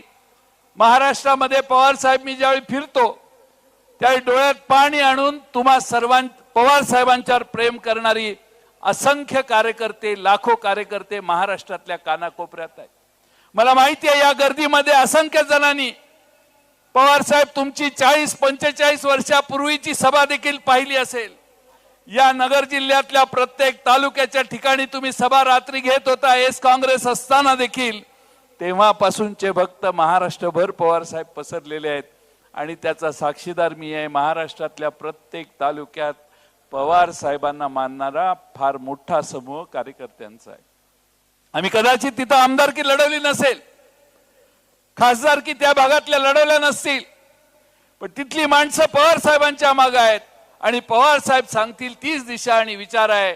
हे 25 वर्ष, त्यापूर्वी देखील 15-20 वर्ष पवार साहेबांच्या श्रद्धा करणारा ठेवणारा माणूस आज पवार साहेबांच्या पक्षाच्या मध्ये आज काम करतोय. त्या सगळ्यांना आज वंदन करण्याचा आज खऱ्या अर्थानं आनंदाचा दिवस आहे. महाराष्ट्रामध्ये अनेक वेळेला आम्ही सगळ्यांनी वेगवेगळे अनुभव घेतले, प्रत्येक निवडणुकीत वेगवेगळे निकाल आले, पण ही निवडणूक एकमेव अशी आहे की सगळ्यात कमी जागा मिळवल्या आघाडीमध्ये आणि सर्वात जास्त जागा निवडून आणल्या. पवार साहेबांचा करिश्मा एवढा मोठा आहे आणि समजूतदारपणा देखील एवढा मोठा आहे की आम्ही 3-4 जागा महाविकास आघाडीचं बस्तान व्यवस्थित व्हावं, अंडरस्टँडिंग व्यवस्थित व्हावं म्हणून पवार साहेबांनी सूचना दिली. काही पावलं आम्ही मागे घेतल्या, काही जागा आपण सोडल्या, पण 10च घेतल्या आणि 10 पैकी 8 9वी सातारची जागा पण निवडून आल्यासारखी आहे. त्यामुळे 9 ठिकाणी पवार साहेबांचा प्रभाव आज निर्माण करण्यात आला. आणि म्हणून आपल्या सर्वांना मी या निमित्ताने एवढंच सांगेन की महाराष्ट्रभर पवार साहेबांची लाट आपण सगळ्यांनी पाहिली. काही लोकांचा प्रयत्न होता पवार साहेबांना बारामतीतच अडकवून ठेवायचं, पवार साहेबांना बारामतीत अडकवून ठेवलं की सगळा महाराष्ट्र मोकळा होईल अशी भावना काही लोकांच्या मनात होती. पण महाराष्ट्र निवडणुकीत पालथा घालणार नाहीत ते पवार साहेब कसले. पवार साहेबांनी सगळा महाराष्ट्र पालथा घालला. मी 1990 सालची निवडणूक लढवली पहिली. पवार साहेबांचा झंझावत आपल्यापैकी अनेकांनी बघितला असेल, पण तरुण पिढीला माहित नाही. दिवसाला 15-15, 20-20 सभा प्रत्येक तालुक्याच्या ठिकाणी जाऊन पवार साहेब घ्यायचे. इस्लामपूरला पवार साहेबांची सभा झाली की आपली निवडणूक संपली, आपण विजयी झालो या भावनेत महाराष्ट्रातल्या प्रत्येक मतदारसंघातले आमदार होते. आणि म्हणून महाराष्ट्र पिंजून काढण्याचं काम अनेक वेळा पवार साहेबांनी केलं. खरं म्हणजे मला अनेकांना बारामतीत पवार साहेब अडकतील असं वाटत होतं. निवडणुकीचे बरेच डाव पवार साहेबांनी बघितलेले आहेत. दिल्लीश्वरांची इच्छा होती की पवार साहेब बारामतीत अडकले पाहिजेत. सुप्रियाताईंना पराभूत करण्यासाठी जंग पछाडण्याचं काम झालं. हे तुम्हाला मी वेगळं सांगून तुमचा वेळ घेत नाही. अमिताभ बच्चनच्या शहनशाह पिक्चर मधला एक डायलॉग आज मला आठवतोय. रिश्ते में तो हम तुम्हारे बाप लगते हैं, नाम है मेरा शरद पवार.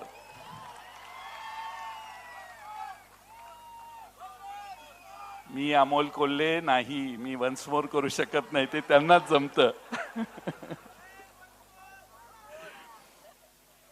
पण मला हे सांगायचंय की मी सांगितलं होतं तुम्हाला पार्टी सोडून जायची लोक. 19 साली मी सांगितलं अ गेला तर ब आहे, ब गेला तर क आहे, क गेला तर ड आहे, कारण शरद पवार नावाचं विद्यापीठ आमच्याकडे आहे. आज त्या वाक्याची खरेपणा आज पवार साहेबांच्या आणि तुमच्या सगळ्यांच्या ताकदीत आज लोकांना आणि महाराष्ट्राला दिसून येतोय. खरं म्हणजे मी प्रत्येकाला सांगायचो, पवार साहेबांना अनेक आमदार सोडून गेले. अनेक आमदारांनी सोडून गेल्यानंतर देखील पवार साहेबांनी महाराष्ट्रात लोकांच्या ताकदीवर पक्ष पुन्हा पुढे आणण्याचं काम केलं. 2024 मध्ये 40 आमदार गेले, आमचा पक्ष गेला, चिन्ह देखील चोरून नेण्यात आलं. तुतारी वाजवणाऱ्या माणसाच्या चिन्हावर पवार साहेबांनी 8 खासदार निवडून आणले. 8 तुम्ही हाय कुठं? आणि म्हणून मी सांगायचो, परवाच भाषणात एका ठिकाणी सांगितलं, पोरं शाळा सोडून गेली तरी शाळा कधी बंद होत नाही. पुन्हा नवे विद्यार्थी शाळेत घडत असतात. शाळेचा हेडमास्तर हेच काम करत असतो. आणि मी सांगितलेलं माझ्या शाळेचा हेडमास्टर खमके आहे. तो खमकेपणा आज शरद पवार साहेबांनी तुमच्याकडं सगळ्यांना दाखवला. आणि म्हणून अनेक जण मला विचारतात पुढं काय. महाराष्ट्रातल्या नव्या चेहऱ्यांना पुढं करण्याचं काम पवार साहेब आता करतील. पुन्हा एक नवी पिढी महाराष्ट्राच्या समोर उभा करण्याचं काम पवार साहेबांचं करण्याची दृष्टी आहे.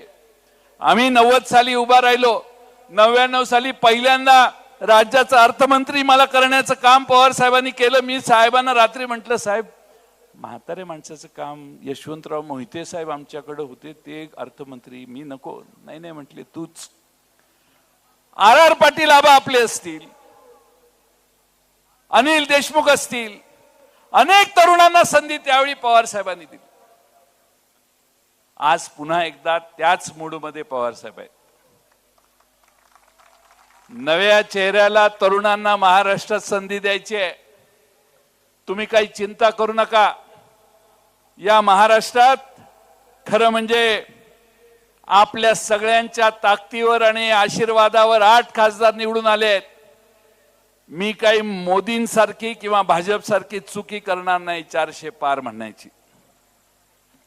मला प्रत्येक सीट निवडून आणायचं अध्यक्ष म्हणून माझी जबाबदारी आहे.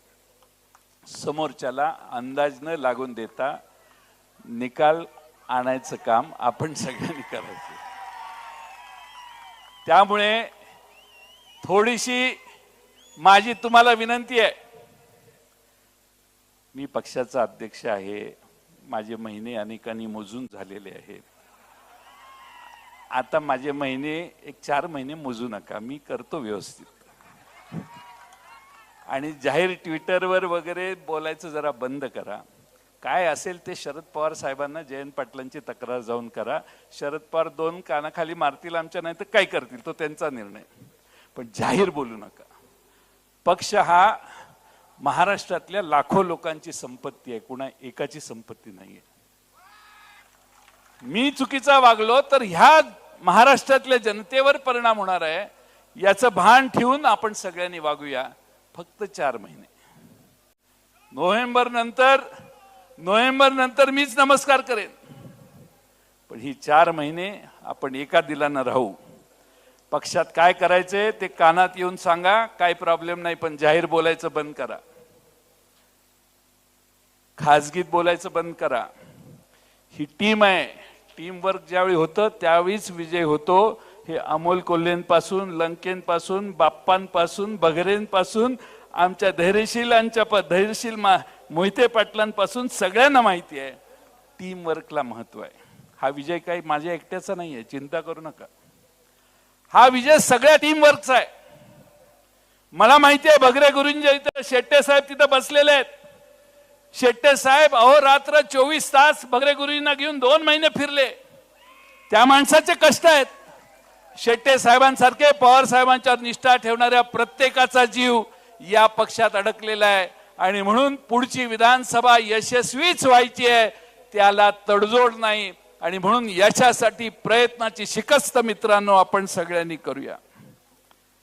ह्या माझा शेअर नाही, पण मी माझ्या मित्रांनी एका दिलेलं आहे, बसलेलं आहे इथं. न रुकी वक्त की गर्दिश, अनेक लोक सोडून गेले, त्याच्यावर आहे. न रुकी वक्त की गर्दिश ना जमाना बदला, ना रुकी वक्त की गर्दिश ना जमाना बदला, जरा पत्ते क्या टूटे परिंदों ने तो ठिकाना बदला.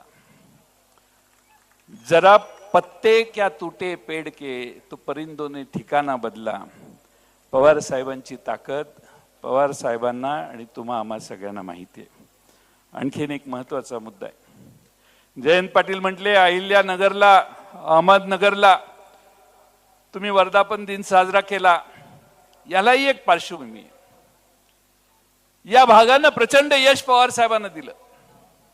नाशिक जिल्हा तर पवार साहेबांच्यासाठी वेडा होऊन कष्ट करून प्रयत्नाची शिकस्त करतो. हा कांदा आणलेला, कांद्याचा फोटो आणलेला सानप, हा तरुण मोदी साहेबांच्या सभेत जाऊन त्यांना कांद्याचं बोला म्हणून सांगणार. ही छाती हिम्मत नाशिककरांची मी त्या नाशिककरांच्या हिमतीला सलाम करतो. एवढा हिम्मतबाज शेतकरी मी महाराष्ट्रात बघितलेला नाही. आणि म्हणून आम्ही या अहिल्यानगरला आलो, अहमदनगरला आलो. आजचा वर्धापन दिन आहे. सूचना होती की मुंबईतला एखादा हॉल घ्या आणि करा. अमोल कोल्हे साहेब म्हटलं नाही, 4 तारखेचा निकाल बघू. 4 तारखेचा निकाल सोयीचा असेल तर आपण अहमदनगरलाच जायचं. आज तुम्ही सगळ्यांनी निलेश लंके सारख्या एका खऱ्या कार्यकर्त्याला निवडून दिलं. नगर जिल्ह्याचे आभार मानावे तेवढे थोडे आहे. संपत्ती, साधनं सगळ्या विरोधात एक सामान्य कार्यकर्त्याला तुम्ही निवडून दिला. ह्या नगरच्या दुसऱ्या जागेला देखील तुम्ही सगळ्यांनी यश मिळवलं. त्यामुळे नगरकरांचेही आभार. महाविकास आघाडीला विजय करून दिल्याबद्दल मानायलाच पाहिजेत. आणि म्हणून आज आम्ही इथं आलोय. पण आणखीन त्याला दुसरी एक झालर आहे. पुण्यश्लोक अहिल्यादेवींचा जन्म चौंडीला झाला. फार तरुण वयात त्यांना पतींना गमवावं लागलं.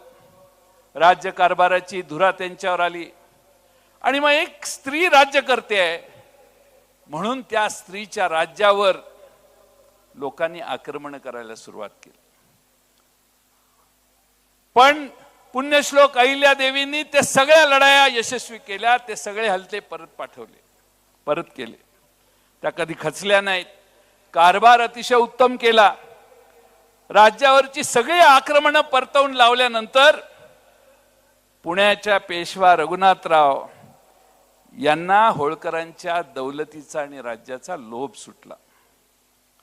पेशवाईत होळकरांचं राज्य विलीन करायच्यासाठी पेशवा रघुनाथराव 50,000ची फौज घेऊन इंदोरवर चढाई करायला गेले. तेजस्विनी अहिल्यादेवी होळकरांनी न घाबरता एक खलिता पाठवून दिला रघुनाथराव होळकरांना. त्याचे शब्द वाचण्यासारखे आहेत. तुम्ही शांतपणाने ऐका. इथं का आलो ते तुम्हाला त्यातनं कळेल. त्यांनी लिहिलं, आपण माझे राज्य हिरावून घेण्याचे कपट रचून आलात. आमच्याकडील फितुरास गाठले. मला दुबळी समजलात की खुळी. दुःखात बुडालेल्यास अधिक बुडवावे हा तुमचा दुष्ट हेतू आहे. आता आपली गाठ रणांगणातच पडेल. माझ्याबरोबर युद्धात पारंगत असणाऱ्या स्त्रियांची फौज असेल. मी हरले तर कीर्ती करून जाईन. पण आपण हरलात तर आपल्याला तोंड दाखवायला जागा उरणार नाही. म्हणून लढाईच्या भरीस न पडाल तर बरे. मी अबला आहे असे समजू नका. मी खांद्यावर भाले घेऊन समोर उभे राहिले तर पेशव्यांना देखील भारी पडेन. वेळ पडली तर हत्तीच्या पायी साखळीशी बांधून तुमचं स्वागत न केले तर होळकरांच्या सुनेचं नाव लावणार नाही. अशा अहिल्यादेवी होळकर होत्या.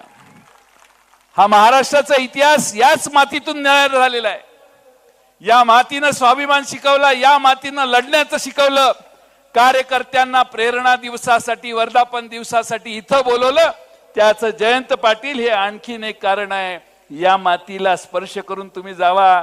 तुम्ही देखील अलिबाग मध्ये आणि रायगडात लढायला शिकाल. ही मातीच एवढी लढवायची आहे. खरं म्हणजे या देशातल्या जनतेने यंदाची लोकशाही वाचवली. मी उद्धव ठाकरे, शिवसेना प्रमुख यांचेही आभार मानेन. महाविकास आघाडीचे महत्वाचे घटक महाराष्ट्रभर ते फिरले. अनेक चांगल्या सभा केल्या. ठीक आहे, यश 2-4 जागा मागं पुढं ठीक आहे. पण त्यांनी प्रचंड मेहनत घेतली आणि महाराष्ट्रभर फिरले. त्यांचेही मी आभार मानतो. त्यांच्याबरोबर शरद पवार साहेब पायाला भिंगरी लावून फिरले. तुम्ही सगळ्यांनी पाहिलं. प्रचंड मेहनत पवार साहेबांनी घेतली, ज्याचा उल्लेख मगाशी करण्यात आला. काँग्रेस पक्षाने देखील चांगलं काम केलं. बाळासाहेब थोरात जरा हॉस्पिटलमध्ये आहेत, पण बाळासाहेब थोरात, नाना पटोले ह्या सगळ्यांचंच आम्ही सगळे आभार मानतो. कारण ह्या सगळ्यांच्या महाविकास आघाडीच्या एका सुरात कोऑर्डिनेशन केल्यामुळं चांगलं यश आपल्या सगळ्यांना मिळालं. याच्यात अनेक वक्ते आहेत. अनेकांनी भाषणं केली, मी सगळ्यांची नाव घेत नाही वेळ झाला म्हणून. पण यशवंतराव गोसावी एक आमचे वक्ते आहेत, चांगली भाषणं करतात. आणि दुसरे कराळे गुरुजी, कराळे मास्तर इथं आलेत. कराळे मास्तर उभे राहा.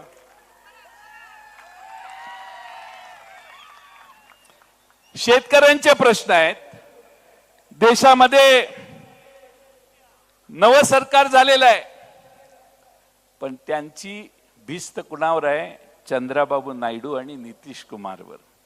थोडं गुगल करून चंद्राबाबू नायडूंचा इतिहास जरा बघा आणि नितीश कुमारांचा देखील इतिहास बघा. हे दोघं 5 वर्ष टिकतील असं कुणालाही देशात वाटत नाही. त्यामुळे या देशातले बेरोजगारीचे प्रश्न, अनेक प्रश्न आहेत. पण या सगळ्या प्रश्नांवर लोकांनी आता निकाल दिलेला आहे. आता महाराष्ट्राचे प्रश्न घेऊन आपल्याला पुढे जायचं आहे. महाराष्ट्रातलं सरकार किती निकामी आहे हे आपल्याला लोकांच्या पुढे जाऊन मांडायचंय. फार अवघड नाही. लोकसभा जरा अवघड होती, पण विधानसभेत महाराष्ट्रातला सरकार सत्तेतून गेलं पाहिजे असं समजणारी 60 ते 65 ते 67% माणसं महाराष्ट्रात आहेत, हे मित्रांनो विसरू नका. आज सगळ्याच खासदारांचा सत्कार झाला. त्या 2 संसद रत्न पुन्हा निवडून आले आमचे, अमोल कोल्हेजी आणि सुप्रियाताई. संसद रत्न मिळाले म्हणून तुमच्यावर टीका? तुम्ही दोघं पुन्हा निवडून आला. अहो, संसद रत्न कसा असतो हे कळण्यासाठी ते बारणे तिकडचे ते पण निवडून आले. त्यामुळं संसद रत्नाला किती महत्व आहे. आणि सुप्रियाताईंनी फार मोठी घोषणा केली, उरलेल्या 6 जणांना संसद रत्न मिळायला लागेल. तिथं बाप्पा बसावं लागतं दिवसभर,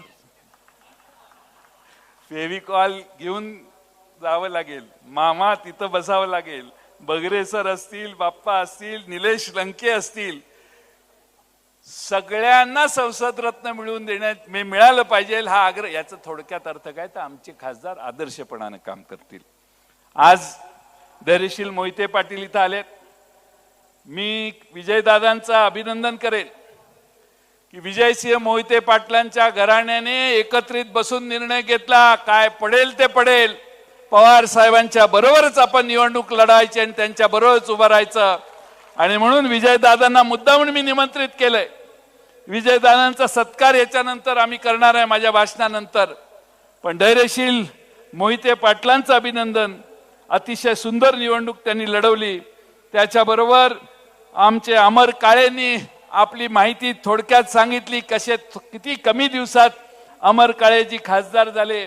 आता विदर्भात एक नवा चेहरा, अनिल बाबू देशमुखांच्या बरोबर एक नवा चेहरा आम्हाला विदर्भाचं नेतृत्व करायला मिळतोय, याचा आम्हा सगळ्यांना आनंद आहे. त्याचबरोबर आमच्या सगळ्याच भास्कर भगरेंचं कौतुक केलं पाहिजे. साधी माणसं, तुम्ही हे डोक्यातनं काढा, तुम्ही हे डोक्यातनं काढा. 2 मिनिटं, अरे बोलू दे बाळ, ए बाळ, ए बाळ. भगरे, तुम्ही प्रत्येकाला काय वाटतं निवडणूक असली, पैसा असला की निवडणूक होते. पैसा नसला तरी निवडणूक कशी होते हे भगरे सरांनी दाखवून दिलेलं आहे. लोक त्यांच्या मागे उभा राहिली. त्यामुळं त्यांचं बाळ्या मामा मात्रे, भिवंडीची सीट आम्हाला आघाडीत जरा उशिरा मिळाली, बाळ्या मामांना जरा कमी वेळ मिळाला, पण बाळ्या मामांनी जिद्दीनं निवडणूक लढवली, त्यांचं अभिनंदन. बजरंग बाप्पा, तुमचं कौतुक किती करावं तेवढं थोडं आहे. सगळे मला सांगायचे नाही पार्टीत जे आहेत त्यांचंच झालं पाहिजे. मी म्हटलं निवडून आला तर ह्योच बाबा निवडून येईल, दुसरा कोणी येणार नाही. आज बजरंग बाप्पांनी मोठा विजय मिळवला. बजरंग बाप्पांच्या सभागृह बीडमध्ये सांगितलेलं, बीडला कायम दुष्काळ 5वीला पुजलेला आहे. बीड मधली जनता कष्ट करणारी जनता आहे. कष्ट करून त्या जिल्ह्यातल्या जनतेनं दुसऱ्यांच्या शेतात जाऊन दुसऱ्यांचे ऊस तोडण्यापासून प्रचंड कष्ट त्या जिल्ह्याने गेले 50-60 वर्ष केलेली आहे. आता बाप्पा निवडून आले. बीडचं परिवर्तन करण्याची संधी आपल्या सगळ्यांना मिळालेली आहे. 3-4 महिन्यानं आपलं सरकार येईल याची मला पूर्ण खात्री आहे. मी बीडच्या जनतेला आश्वासन देऊन आलोय की सरकार आल्यानंतर बाप्पाला घेऊन या बीड जिल्ह्यासाठी पाण्याची उपलब्धी करून सगळा बीड जिल्हा सुकलाम सुफलाम करण्याचं काम आम्ही सगळे करून दाखवू. हे वचन आम्ही बाबांच्या जाहीर सभेत दिलेलं आहे, बाप्पांच्या जाहीर सभेत दिलेलं आहे. आणि शेवटचे आमचे निलेश लंके, मी काय तुम्हाला सांगायची गरज नाही. निलेश लंके कुठे गेले?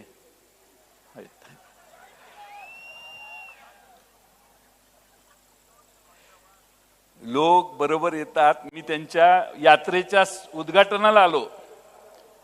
सगळ्या मोठा देवीला हे काका होते तिथं. आम्ही सुरुवात केली प्रचाराची. त्यांच्या निवडणूक जाहीर म्हणजे अर्ज भरायच्या आधीच सगळा प्रचार पूर्ण. आणि फोन केला, जरा लंकेजी जरा प्रॉब्लेम, तुम्ही काय चिंता करू नका, तो भाग असा आहे, तो भाग असा आहे. मी तिकडे जाऊन आलोय. सगळा मतदारसंघ पाठ होता निलेश लंकेंना आणि कोण काय करतंय याचा सविस्तर अहवाल सतत फोनवर देत होते. त्यांचं कौतुक केलं पाहिजे. हा या जिल्ह्याचा एक असा कार्यकर्ता हाडाचा आहे. त्यांचे आई वडील इथं आलेले आहेत, मी त्यांचंही अभिनंदन करेन. पण हा माणूस राजकारणात बराच पुढे जाईल एवढं माणूस ओळखण्याचं चातुर्य निलेश लंकेंना आहे.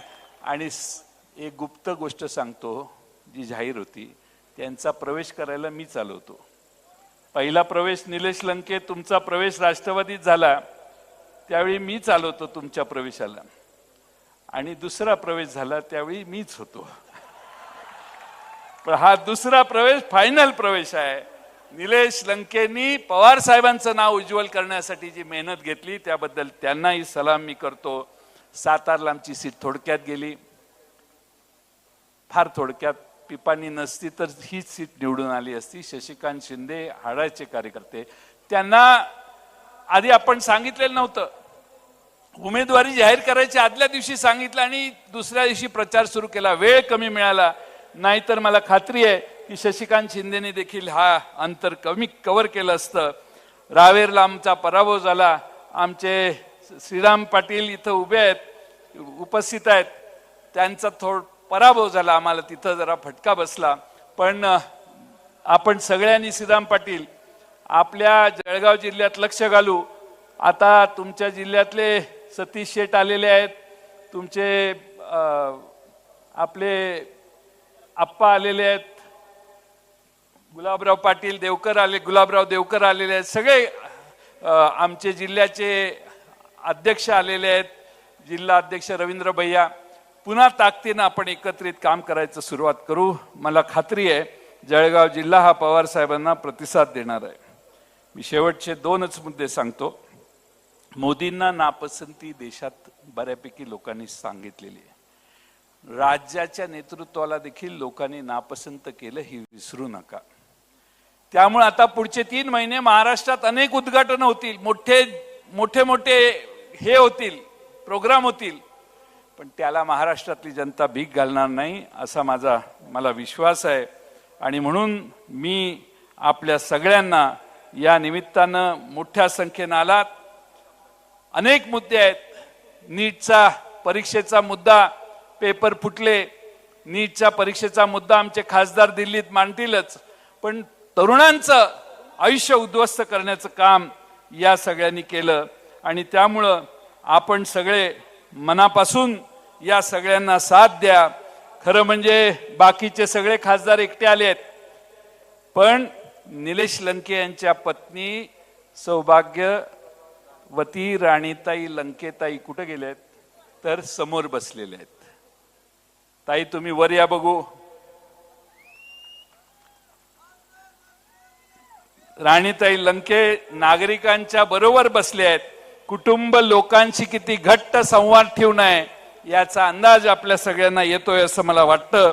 आणि म्हणून आपल्या सगळ्यांना माझी विनंती आहे की आपण सगळ्यांनी विधानसभेच्या पर्यंत माझी तुम्हाला पुन्हा विनंती आहे, हवेत जाऊ नका. 8 खासदार आले म्हणजे आता सगळं राज्य आपण जिंकलं असं न समजता प्रत्येक बूथ सांभाळा. तुमचा मतदारसंघ विधानसभेचा जो आहे त्याच्यात एकत्रित या आणि प्रत्येक बूथ बांधायचं काम 15 दिवसात करा. तुम्हाला आता निवडणूक तुम्ही सगळीकडे लढवली आहे, जिथं लढवली नाही त्यांनाही माझं सगळ्यांचं आव्हान आहे. पण महाराष्ट्रातल्या पवार साहेबांवर प्रेम करणाऱ्या सगळ्या जनतेचं मी आज मनपूर्वक आभार मानतो. तुम्ही आम्हाला जो न्याय दिलेला आहे, विश्वासानं आमचे 8 खासदार निवडून दिले आहेत. महाराष्ट्रातल्या नागरी भागातल्या समस्या देखील हे मांडतील. पुण्यातले प्रश्न, मुंबईतले प्रश्न, नगरचे प्रश्न, जळगावचे प्रश्न, औरंगाबादचे प्रश्न, नागपूरचे प्रश्न तर मांडतीलच, पण महाराष्ट्रातल्या शेतकऱ्याला देखील विनमुख करणार नाहीत, त्याचेही प्रश्न मांडतील आणि महाराष्ट्रातल्या सर्व जाती धर्माचा बरोबर घेऊन जाण्याचं काम पवार साहेब करतायत. आणि त्यासाठी तुम्हा सगळ्यांचा आशीर्वाद या 25व्या वर्धापन दिनी पुन्हा एकदा राष्ट्रवादीला मिळावा एवढीच विनंती करतो. अनेक मोठी माणसं आज पवार साहेबांच्या या कर्तबगारीवर आश्चर्य व्यक्त करतायत. त्या पवार साहेबांना आपण सगळ्यांनी मेहनतीने आशीर्वाद दिले, पाठिंबा दिला, त्या सगळ्यांचे मी मनपूर्वक आभार मानतो. सुप्रियाताई आपल्या राष्ट्रीय कार्याध्यक्ष आहेत, त्यामुळे सुप्रियाताई राष्ट्रीय कार्याध्यक्ष असल्यामुळे कालच आमची देशातल्या नॅशनल एक्झिक्युटिव्ह कमिटीची मीटिंग झाली आणि त्यात सुप्रियाताईंनी देखील मार्गदर्शन केलं. हा पक्ष पुन्हा एकदा देशात जोमानं वाढवण्याचं काम PC चाको साहेब आणि सुप्रियाताई देशभर करतील. त्यांना देखील आपण सगळ्यांनी तेवढी मोकळीक आणि साथ देण्याचं काम करूया. पुन्हा एकदा आपल्या सगळ्यांना, महाराष्ट्रातल्या कानाकोपऱ्यातून आलेल्या सगळ्या पदाधिकाऱ्यांना, नाशिक, नगर, बीड, पुणे जिल्ह्यातल्या सगळ्याच नागरिकांना, कार्यकर्त्यांना, औरंगाबाद जिल्ह्यातल्या आणि महाराष्ट्रातल्या सगळ्या, एखादा जिल्हा राहिला असेल सांगली, सातारा, कोल्हापूर तर माफी मागतो, त्या सगळ्या महाराष्ट्रातल्या उस्मानाबाद पासून ते अगदी चंद्रपूर पासून, गडचिरोली पासून लोक इथं आलेली आहेत. त्या सगळ्या कार्यकर्त्यांचं मनपूर्वक अभिनंदन करतो, आभार मानतो आणि ही विजयाची पताका पुढे विधानसभेपर्यंत पूर्ण ताकदीनं पुढे नेऊ एवढाच विश्वास या निमित्ताने व्यक्त करतो आणि मी माझे 2 शब्द पूर्ण करतो. सन्माननीय प्रदेशाध्यक्ष जयंतजी पाटील साहेब यांनी उपस्थितांना संबोधित केलं, त्यांचे आभार. आणि यानंतर या मंचावरती राज्याचे माजी उपमुख्यमंत्री, सोलापूर जिल्ह्याचे लोकप्रिय असे नेतृत्व, राज्याचेच नेते सन्माननीय विजयसिंहजी मोहिते पाटील साहेब मंचावरती उपस्थित आहेत. आणि या प्रसंगी त्यांचा विशेष सन्मान प्रदेशाध्यक्ष आदरणीय जयंतजी पाटील साहेब यांच्या शुभ हस्ते या ठिकाणी होतोय. जेवढी प्रशासनावरती त्यांची पकड आहे तितकेच सर्वसामान्यांच्या मनामध्ये आदराचं स्थान आदरणीय विजयसिंहजी मोहिते पाटील साहेब यांचं आहे. आणि आजच्या या सोहळ्याच्या निमित्तानं आवर्जून सन्माननीय शरदचंद्रजी पवार साहेब यांच्या या आनंदोत्सवामध्ये ते आपला सहभाग नोंदवत आहेत. आणि या प्रसंगी जोरदार टाळ्यांनी सन्माननीय माजी उपमुख्यमंत्री विजयसिंहजी मोहिते पाटील साहेब यांचं स्वागत आपण या ठिकाणी करूया. आणि यानंतर राष्ट्रवादी काँग्रेस पार्टी अहमदनगर जिल्ह्याच्या वतीनं शरदचंद्रजी पवार साहेब यांचा यथोचित सन्मान या मंचावरती संपन्न होतोय. संपूर्ण अहमदनगर अर्थातच अहिल्यानगर राष्ट्रवादी काँग्रेस पार्टी शरदचंद्र पवार पक्ष यांच्या वतीनं आदरणीय शरदचंद्रजी पवार साहेब यांचा यथोचित सन्मान या ठिकाणी संपन्न होतोय. मंचावरती उपस्थित असणारे आदरणीय विजयसिंहजी मोहिते पाटील साहेब यांचं स्वागत आणि त्यांचं आदरातिथ्य राष्ट्रवादी काँग्रेस पार्टी शरदचंद्र पवार पक्ष यांच्या वतीनं इथं संपन्न होतोय. आणि यानंतर ज्या क्षणाची आपण अतिशय आतुरतेने वाट बघत आहात, अर्थातच आजच्या या आनंदोत्सवाच्या निमित्तानं ऐतिहासिक अशी आतिषबाजी या कार्यक्रमाप्रसंगी आपल्या सर्वांना बघता येणार आहे. महाराष्ट्रामध्ये अशी आतिषबाजी आतापर्यंत कधी झाली ना होणार. आणि हा आनंदोत्सवाचा खरा आनंद प्रत्येक राष्ट्रवादी प्रेमींच्या मनापर्यंत आदरणीय शरदचंद्रजी पवार साहेब यांच्यावरती प्रेम करणाऱ्या त्यांच्या असंख्य चाहत्यांपर्यंत या आतिषबाजीच्या माध्यमातून हा आनंदोत्सव आपण या ठिकाणी पोहोचवत आहोत. मंचावरती उपस्थित असलेल्या सर्वच आमंत्रित मान्यवरांच्या उपस्थितीमध्ये राष्ट्रवादी काँग्रेस पार्टी शरदचंद्र पवार पक्षाच्या या रौप्य महोत्सवी राष्ट्रवादी आनंदोत्सव सोहळ्याप्रसंगी मी सबंध महाराष्ट्र राज्याच्या कानाकोपऱ्यातून उपस्थित असलेल्या असंख्य आमच्या शरदचंद्रजी पवार साहेबांवरती प्रेम करणाऱ्या सर्व हितचिंतकांचं स्वागत करते. सन्माननीय आतिषबाजी आपण नंतर करणार आहोत, पण त्याच्या आधी आदरणीय शरदचंद्रजी पवार साहेब हे आपल्या सर्वांना संबोधित करणार आहेत, ज्यांचे विचार ऐकण्यासाठी, ज्यांचे आशीर्वाद घेण्यासाठी संबंध महाराष्ट्र राज्यातून आपण लाखोच्या संख्येने उपस्थित आहोत, असे आजच्या या कार्यक्रमाप्रसंगी आपल्याला संबोधित करतायत. राष्ट्रीय क्रिकेट मंडळाचे अध्यक्ष म्हणून योगदान देताना भल्या भल्यांची फिरकी घेऊन एकाच चेंडूत क्लीन बोल्ड करणारे, प्रत्येक वेळी राजकारणाच्या पिचवरचे मॅन ऑफ दी सिरीज ठरलेले पवार साहेब, मैदान कुठलेही असो, समोर कोणताही खेळाडी कितीही चाली रचो, प्रत्येक लाटेला पुरून उतरणारे पवार साहेब. अरे काबिल लोग ना तो किसी को दबाते हैं और ना ही किसी से दबते हैं, काबिल लोग ना ही किसी को दबाते हैं और ना ही किसी से दबते हैं. अरे शेर का जिगर रखते हैं और हम उन्हें महाराष्ट्र के राजकारण का बाप आदरणीय शरदचंद्र जी पवार साहब कहते हैं. जोरदार तालियां आमंत्रित करूया. आदरणीय शरदचंद्र जी पवार साहेब या आनंदोत्सवा प्रसंगी आपल्याला संबोधित करतायत.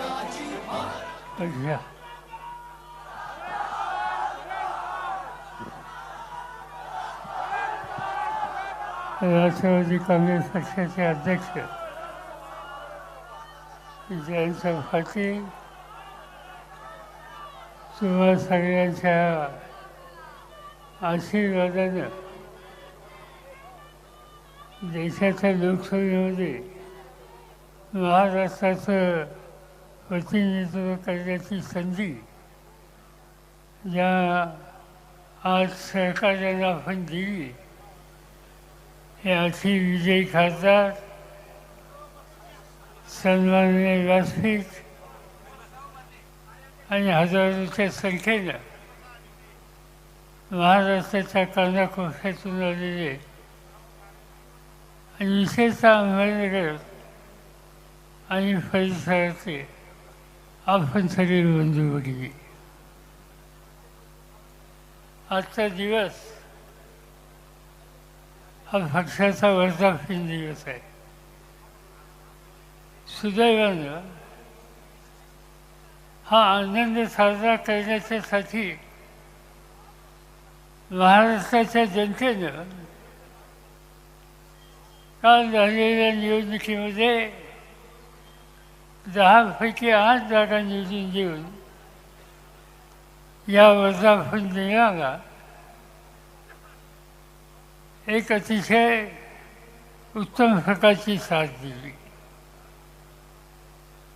25 वर्षाच्या पूर्वी या पक्षाची आपण स्थापना केली. महाराष्ट्राच्या कानाकोपऱ्यात जायचं हे ठरवलं, पण भाग्य असं पक्ष स्थापन केला आणि 3 महिन्याच्या आत महाराष्ट्राच्या सत्तेच्या राजकारणामध्ये प्रभावीपणानं काम करण्याची संधी महाराष्ट्राच्या जनतेनं या राष्ट्रवादी काँग्रेसला दिली. आणि तेव्हापासून जवळपास 17-18 वर्ष सतत महाराष्ट्राच्या जनतेची सेवा करण्याची संधी दिली. एवढंच नव्हे, महाराष्ट्राच्या बरोबर केंद्र सरकारमध्ये सुद्धा काम करण्याची संधी दिली आणि केंद्राचं जे सरकार होतं त्याच्यामध्ये राष्ट्रवादीचा वाटासुद्धा अत्यंत मोलाचा होता. आणि म्हणून हा दिवस रौप्य महोत्सवाचा साजरा करायचा असेल तर अहिल्यानगराची ओळख या ठिकाणी केली. याचा इतिहास जयंतरावांनी आपल्या भाषणात सांगितला. अहिल्यादेवी होळकरांचं कर्तृत्व, त्यांची दृष्टी, त्यांचं प्रशासन कौशल्य हा कुणाला अभिमान वाटणारा विषय आहे. पण अहिल्याबाईंची ही जी बाजू आहे तशी या अहिल्यानगर किंवा जुनं अहमदनगर याची एक दुसरी बाजू आहे. आणि ती दुसरी बाजू देशाच्या स्वातंत्र्य लढ्याची याच अहमदनगरला अहिल्यानगरला 1942 साली 8 ऑगस्टला एक महत्त्वाचा कार्यक्रम गांधीजींच्या नेतृत्वाखाली मुंबईमध्ये झाला. ऑगस्ट क्रांती मैदानावर काँग्रेस पक्षाची कार्यकारिणी होती आणि महात्मा गांधींनी छोडो भारत म्हणून घोषणा केली. महात्मा गांधींना इंग्रजांनी अटक केली आणि पुण्याच्या आगा खान पॅलेसमध्ये त्यांना नेऊन ठेवलं. पण काँग्रेसची कार्यकारिणी त्या ठिकाणी होती. त्याच्यामध्ये जवाहरलाल नेहरू होते, मौलाना आझाद होते, राजेंद्र प्रसाद होते, अनेक महत्त्वाचे नेते होते. इंग्रजांनी या कार्यकारिणीच्या सदस्यांना, या नेत्यांना अटक केली आणि अहमदनगरच्या किल्ल्यामध्ये त्या ठिकाणी आणून ठेवलं. या किल्ल्यामध्ये एक महत्त्वाची गोष्ट घडली आणि ती पंडित जवाहरलाल नेहरूंच्याकडून. पंडितजींनी त्यांचं या किल्ल्यामध्ये वास्तव असताना डिस्कवरी ऑफ इंडिया नावाचा एक ग्रंथ, या देशाचा सवन इतिहास जो जगमान्य झाला, त्याचं लिखाण याच अहमदनगरमधल्या किल्ल्यामध्ये त्या काळामध्ये हे झालेलं होतं. अनेक गोष्टी या ठिकाणी सांगता येतील. स्वातंत्र्य लढ्यामध्ये इथे अनेक लोक सहभागी झाले आणि त्यांची याचिका ही जर आपण करायची ठेवली तर हजारो लोकांची नावं घ्यावी लागतील. पण 2 नावं हे मला विसरून चालणार नाहीत. एक अच्युतराव पटवर्धन आणि रावसाहेब पटवर्धन काँग्रेस कार्यकारिणीचे गांधीजींच्या बरोबरचे सहकारी. ते याच अहमदनगरमध्ये किंवा अहिल्यानगरमधून पुढे आले आणि देशाच्या स्वातंत्र्यामध्ये त्यांनी फार मोठी ही आज त्या ठिकाणी कामगिरी केली. आणि म्हणून अशा नगरीत आपण जमलो. रौप्य महत्त्वाच्यासाठी जमलो. स्वातंत्र्याच्या आधीचे प्रश्न हे वेगळे होते, आता वेगळे प्रश्न आहेत. आता प्रश्न असेल, आज काय बघतो आपण, प्रधानमंत्र्यांनी शपथ घेतली मोदींनी, पण शपथ घेण्याच्या पूर्वी त्यांना या देशाचा मॅन्डेट होता. देशाच्या जनतेने त्यांना सहमती दाखवली होती. त्यांचं बहुमत नव्हतं. तेलगू देशम आणि बिहारच्या मुख्यमंत्र्यांची मदत घेतली, त्यामुळे आज त्यांचं त्या ठिकाणी राज्य झालेलं. आजचं जे सरकार आहे हे वेगळं सरकार आहे. तुम्हाला आठवत असेल, या निवडणुकीच्या काळामध्ये मोदी जाईल त्या ठिकाणी भारताचं सरकार कधी म्हणत नव्हते मोदी सरकार, मोदी गॅरंटी. आज ती मोदी गॅरंटी राहिली नाही. आज ते मोदी सरकार राहिले नाही. आज तुम्ही लोकांनी तुमच्या लोकशाहीच्या मताच्या अधिकाराच्या जोरावर मोदींना सांगावं लागलं की हे मोदी सरकार नाही, हे इंडिया गव्हर्नमेंट आहे, हे भारत सरकार आहे. आज त्यांनी वेगळी भूमिका घेतली आणि ते केवळ तुम्हा सगळ्यांच्या मदतीला. ठीक आहे, त्यांनी काय केलं, आपण पुढे जायचं. हे जात असताना नवीन एक कर्तृत्वान पिढी उभी करायची, जनतेचं संरक्षण मिळवायचं. आणि महाराष्ट्रापुरतं सांगायचं झालं तर महाराष्ट्रच नव्हे तर महाराष्ट्र, हरियाणा, झारखंड या 3 राज्यामध्ये 3 महिन्यांनी निवडणुका आहेत.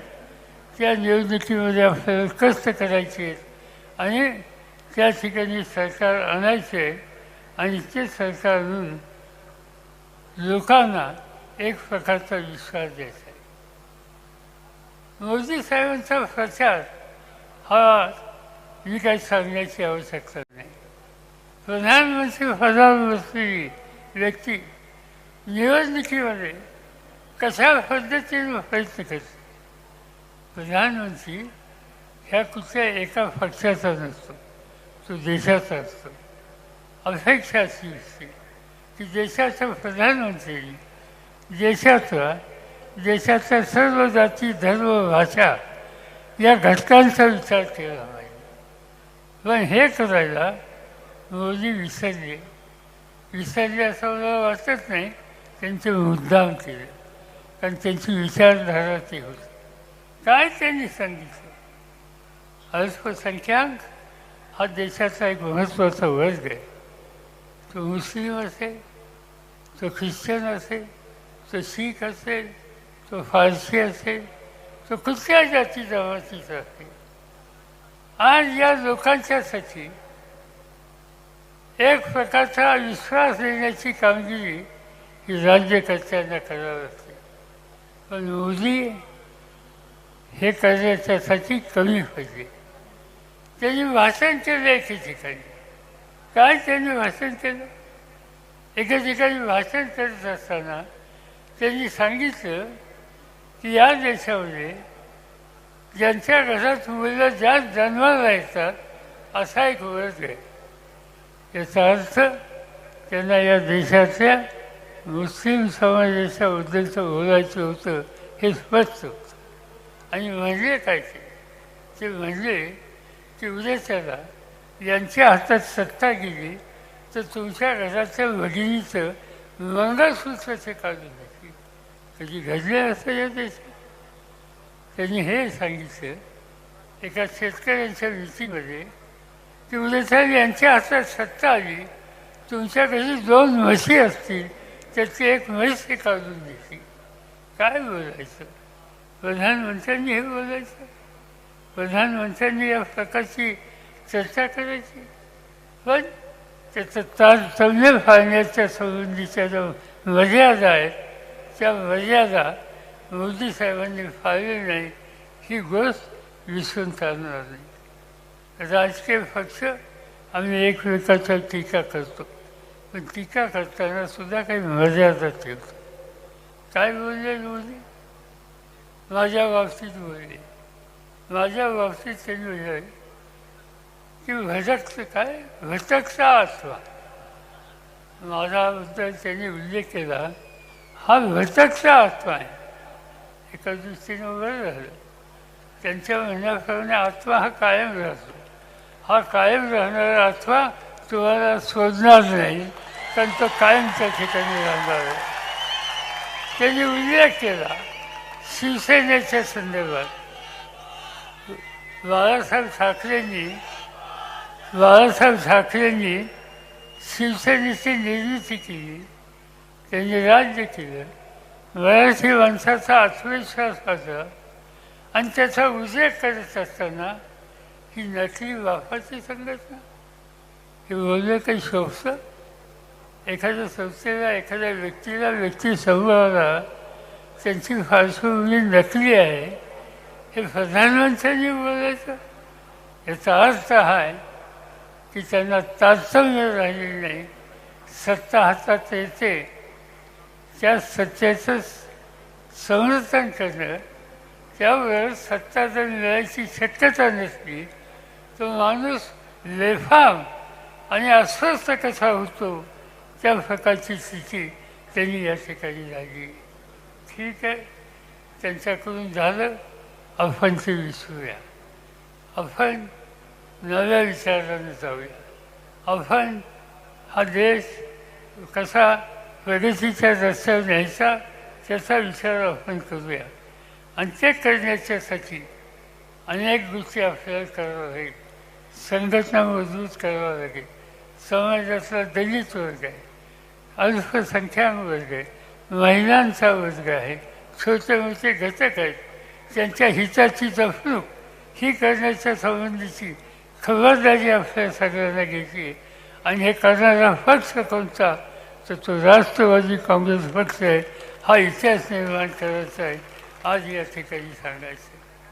अनेक गोष्टी सांगता येतील, निवडणुका येतील, त्या निवडणुकीला आपण सामोरं जाऊ, लोकांना बरोबर देऊ, त्यांना आत्मविश्वास देऊ आणि मनापासून त्यांची सेवा करण्याच्या संबंधीचं वचन त्यांना देऊ आणि त्या वचनाच्यामधून आपल्याला पुढे जायचं आहे. प्रश्न काढतील. सुदैवानं या देशातले लोक मोदी सरकारची प्रश्न जे काढले त्या प्रश्नाला फारसं लोक महत्त्व देते. निवडणुका होत होईल, निवडणुकीची प्रक्रिया सुरू झाली त्या लोकांची चर्चा अशी होती की राम मंदिराचा प्रश्न हा महत्त्वाचा होईल. आज काय दिसतं, मंदिर बांधलं, आनंद. उद्या मी अयोध्येला गेलो तर मंदिरात जाईन, त्या ठिकाणी रामाचा सन्मान ठेवीन, पण राजकारणासाठी मी कधी वापर करणार नाही.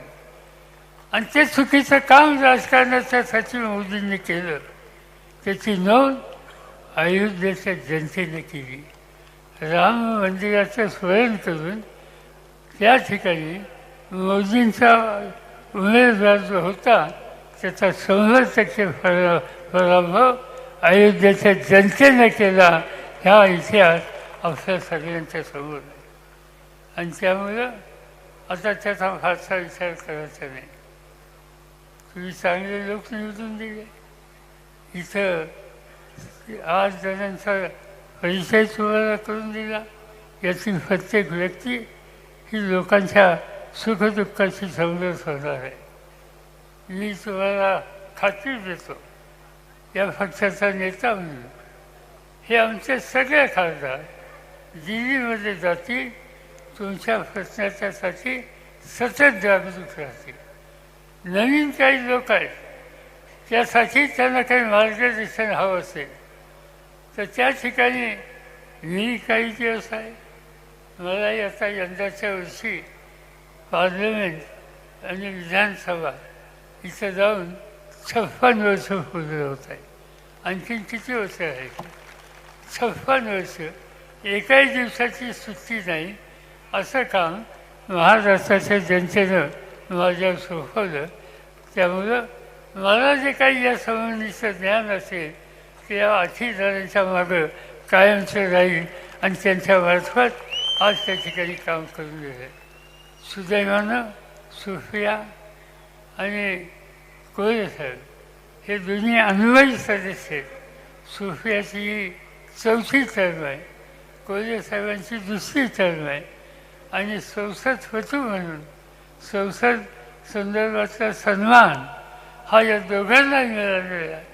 त्या दोघांची मदत या नव्या सदस्यांना होईल आणि त्यांच्यामार्फत तुमच्या जिल्ह्याचे, तुमच्या मतदारसंघाचे, तुमच्या राज्याचे जे जे काही महत्त्वाचे प्रश्न असतील ते प्रभावीपणानं आज त्या ठिकाणी मांडले जातील.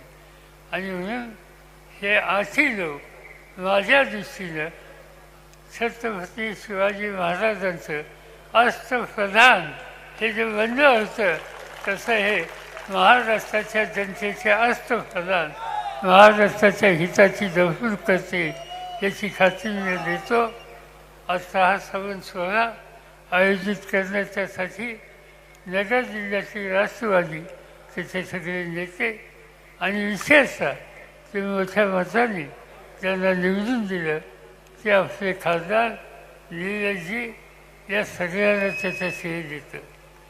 खरं सांगायचं म्हणजे निलेश लोकसभेत आल्याच्या नंतर मला काळजी एकाच गोष्टीची आहे की जे आमचे सभासद आहेत ते सगळे जुने सभासद आहेत त्यांना पार्लमेंटमधले सगळेजण नक्की विचारतील की हा कोण गजे या ठिकाणी आणला, हा खासदार. आणि तिथं भाषण करायला त्यांना मी सांगितलं तिथं मराठीतसुद्धा बोलता येतं. निवडणुकीच्या काळामध्ये कुणीतरी म्हणत असतं की इंग्रजीत का नाही बोलला. इंग्रजीत बोलायला लागतं असं नाही. तुम्ही हिंदीत बोलू शकता, तुम्ही मातृभाषेत बोलू शकता, मराठीमध्ये बोलू शकता. आणि एकदा का माईक हातात आला तर निलयश्री मराठीमध्ये काय बोलते याचा भरोसा नाही आणि त्याच्याबद्दल काही कौतुकता भरणार नाही. त्यांना मोठ्या मतांतून निवडून दिलं. वगैरे गुरूंच्यासारखा आदिवासी समाजाचा एक शिक्षक अत्यंत साधा आज जनतेनं मोठ्या मताने निवडून दिला. मी नाशिक जिल्ह्याच्या जनतेचं, इंदोरीच्या भागातल्या जनतेचं मी अंतःकरणापासून आभार मानतो. आणि हे आमचे साई सरदार तुम्हा सगळ्यांची सेवा चांगल्या रीतीने करतील अशाच प्रकारची अपेक्षा या ठिकाणी व्यक्त करतो. त्यासाठी यांना खासदारकी देण्याच्यासाठी जनतेचा पाठिंबा तसा राष्ट्रवादीचा कार्यकर्ता रात्रीचा दिवस करून जयंत भारतांच्या नेतृत्वाखाली प्रचंड मेहनत त्यांनी केली. त्या सगळ्याची नोंद ही आम्ही कायम घेऊ एवढीच खात्री या ठिकाणी देतो आणि माझे 2 शब्द संपवतो. जय हिंद, जय महाराष्ट्र. प्रत्येकाच्या मनामध्ये एक नवप्रेरणा ज्यांच्या मार्गदर्शनाने इथे निर्माण झाली असे आपल्या सर्वांचे लोकप्रिय नेतृत्व आदरणीय शरदचंद्रजी पवार साहेब यांचे आभार. आणि यानंतर अतिशय सुंदर अशी आतिषबाजी आपण इथे अनुभवणार आहोत.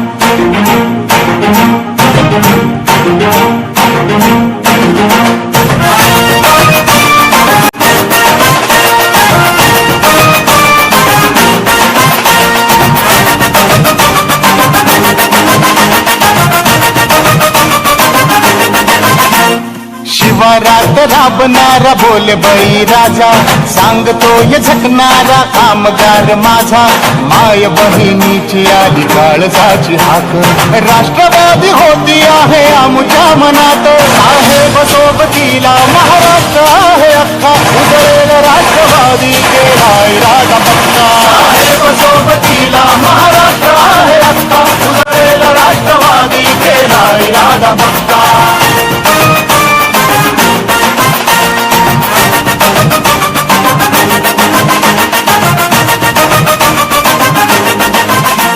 शिवारात राबणारा बोल बळी राजा, सांगतोय झकणारा कामगार माझा.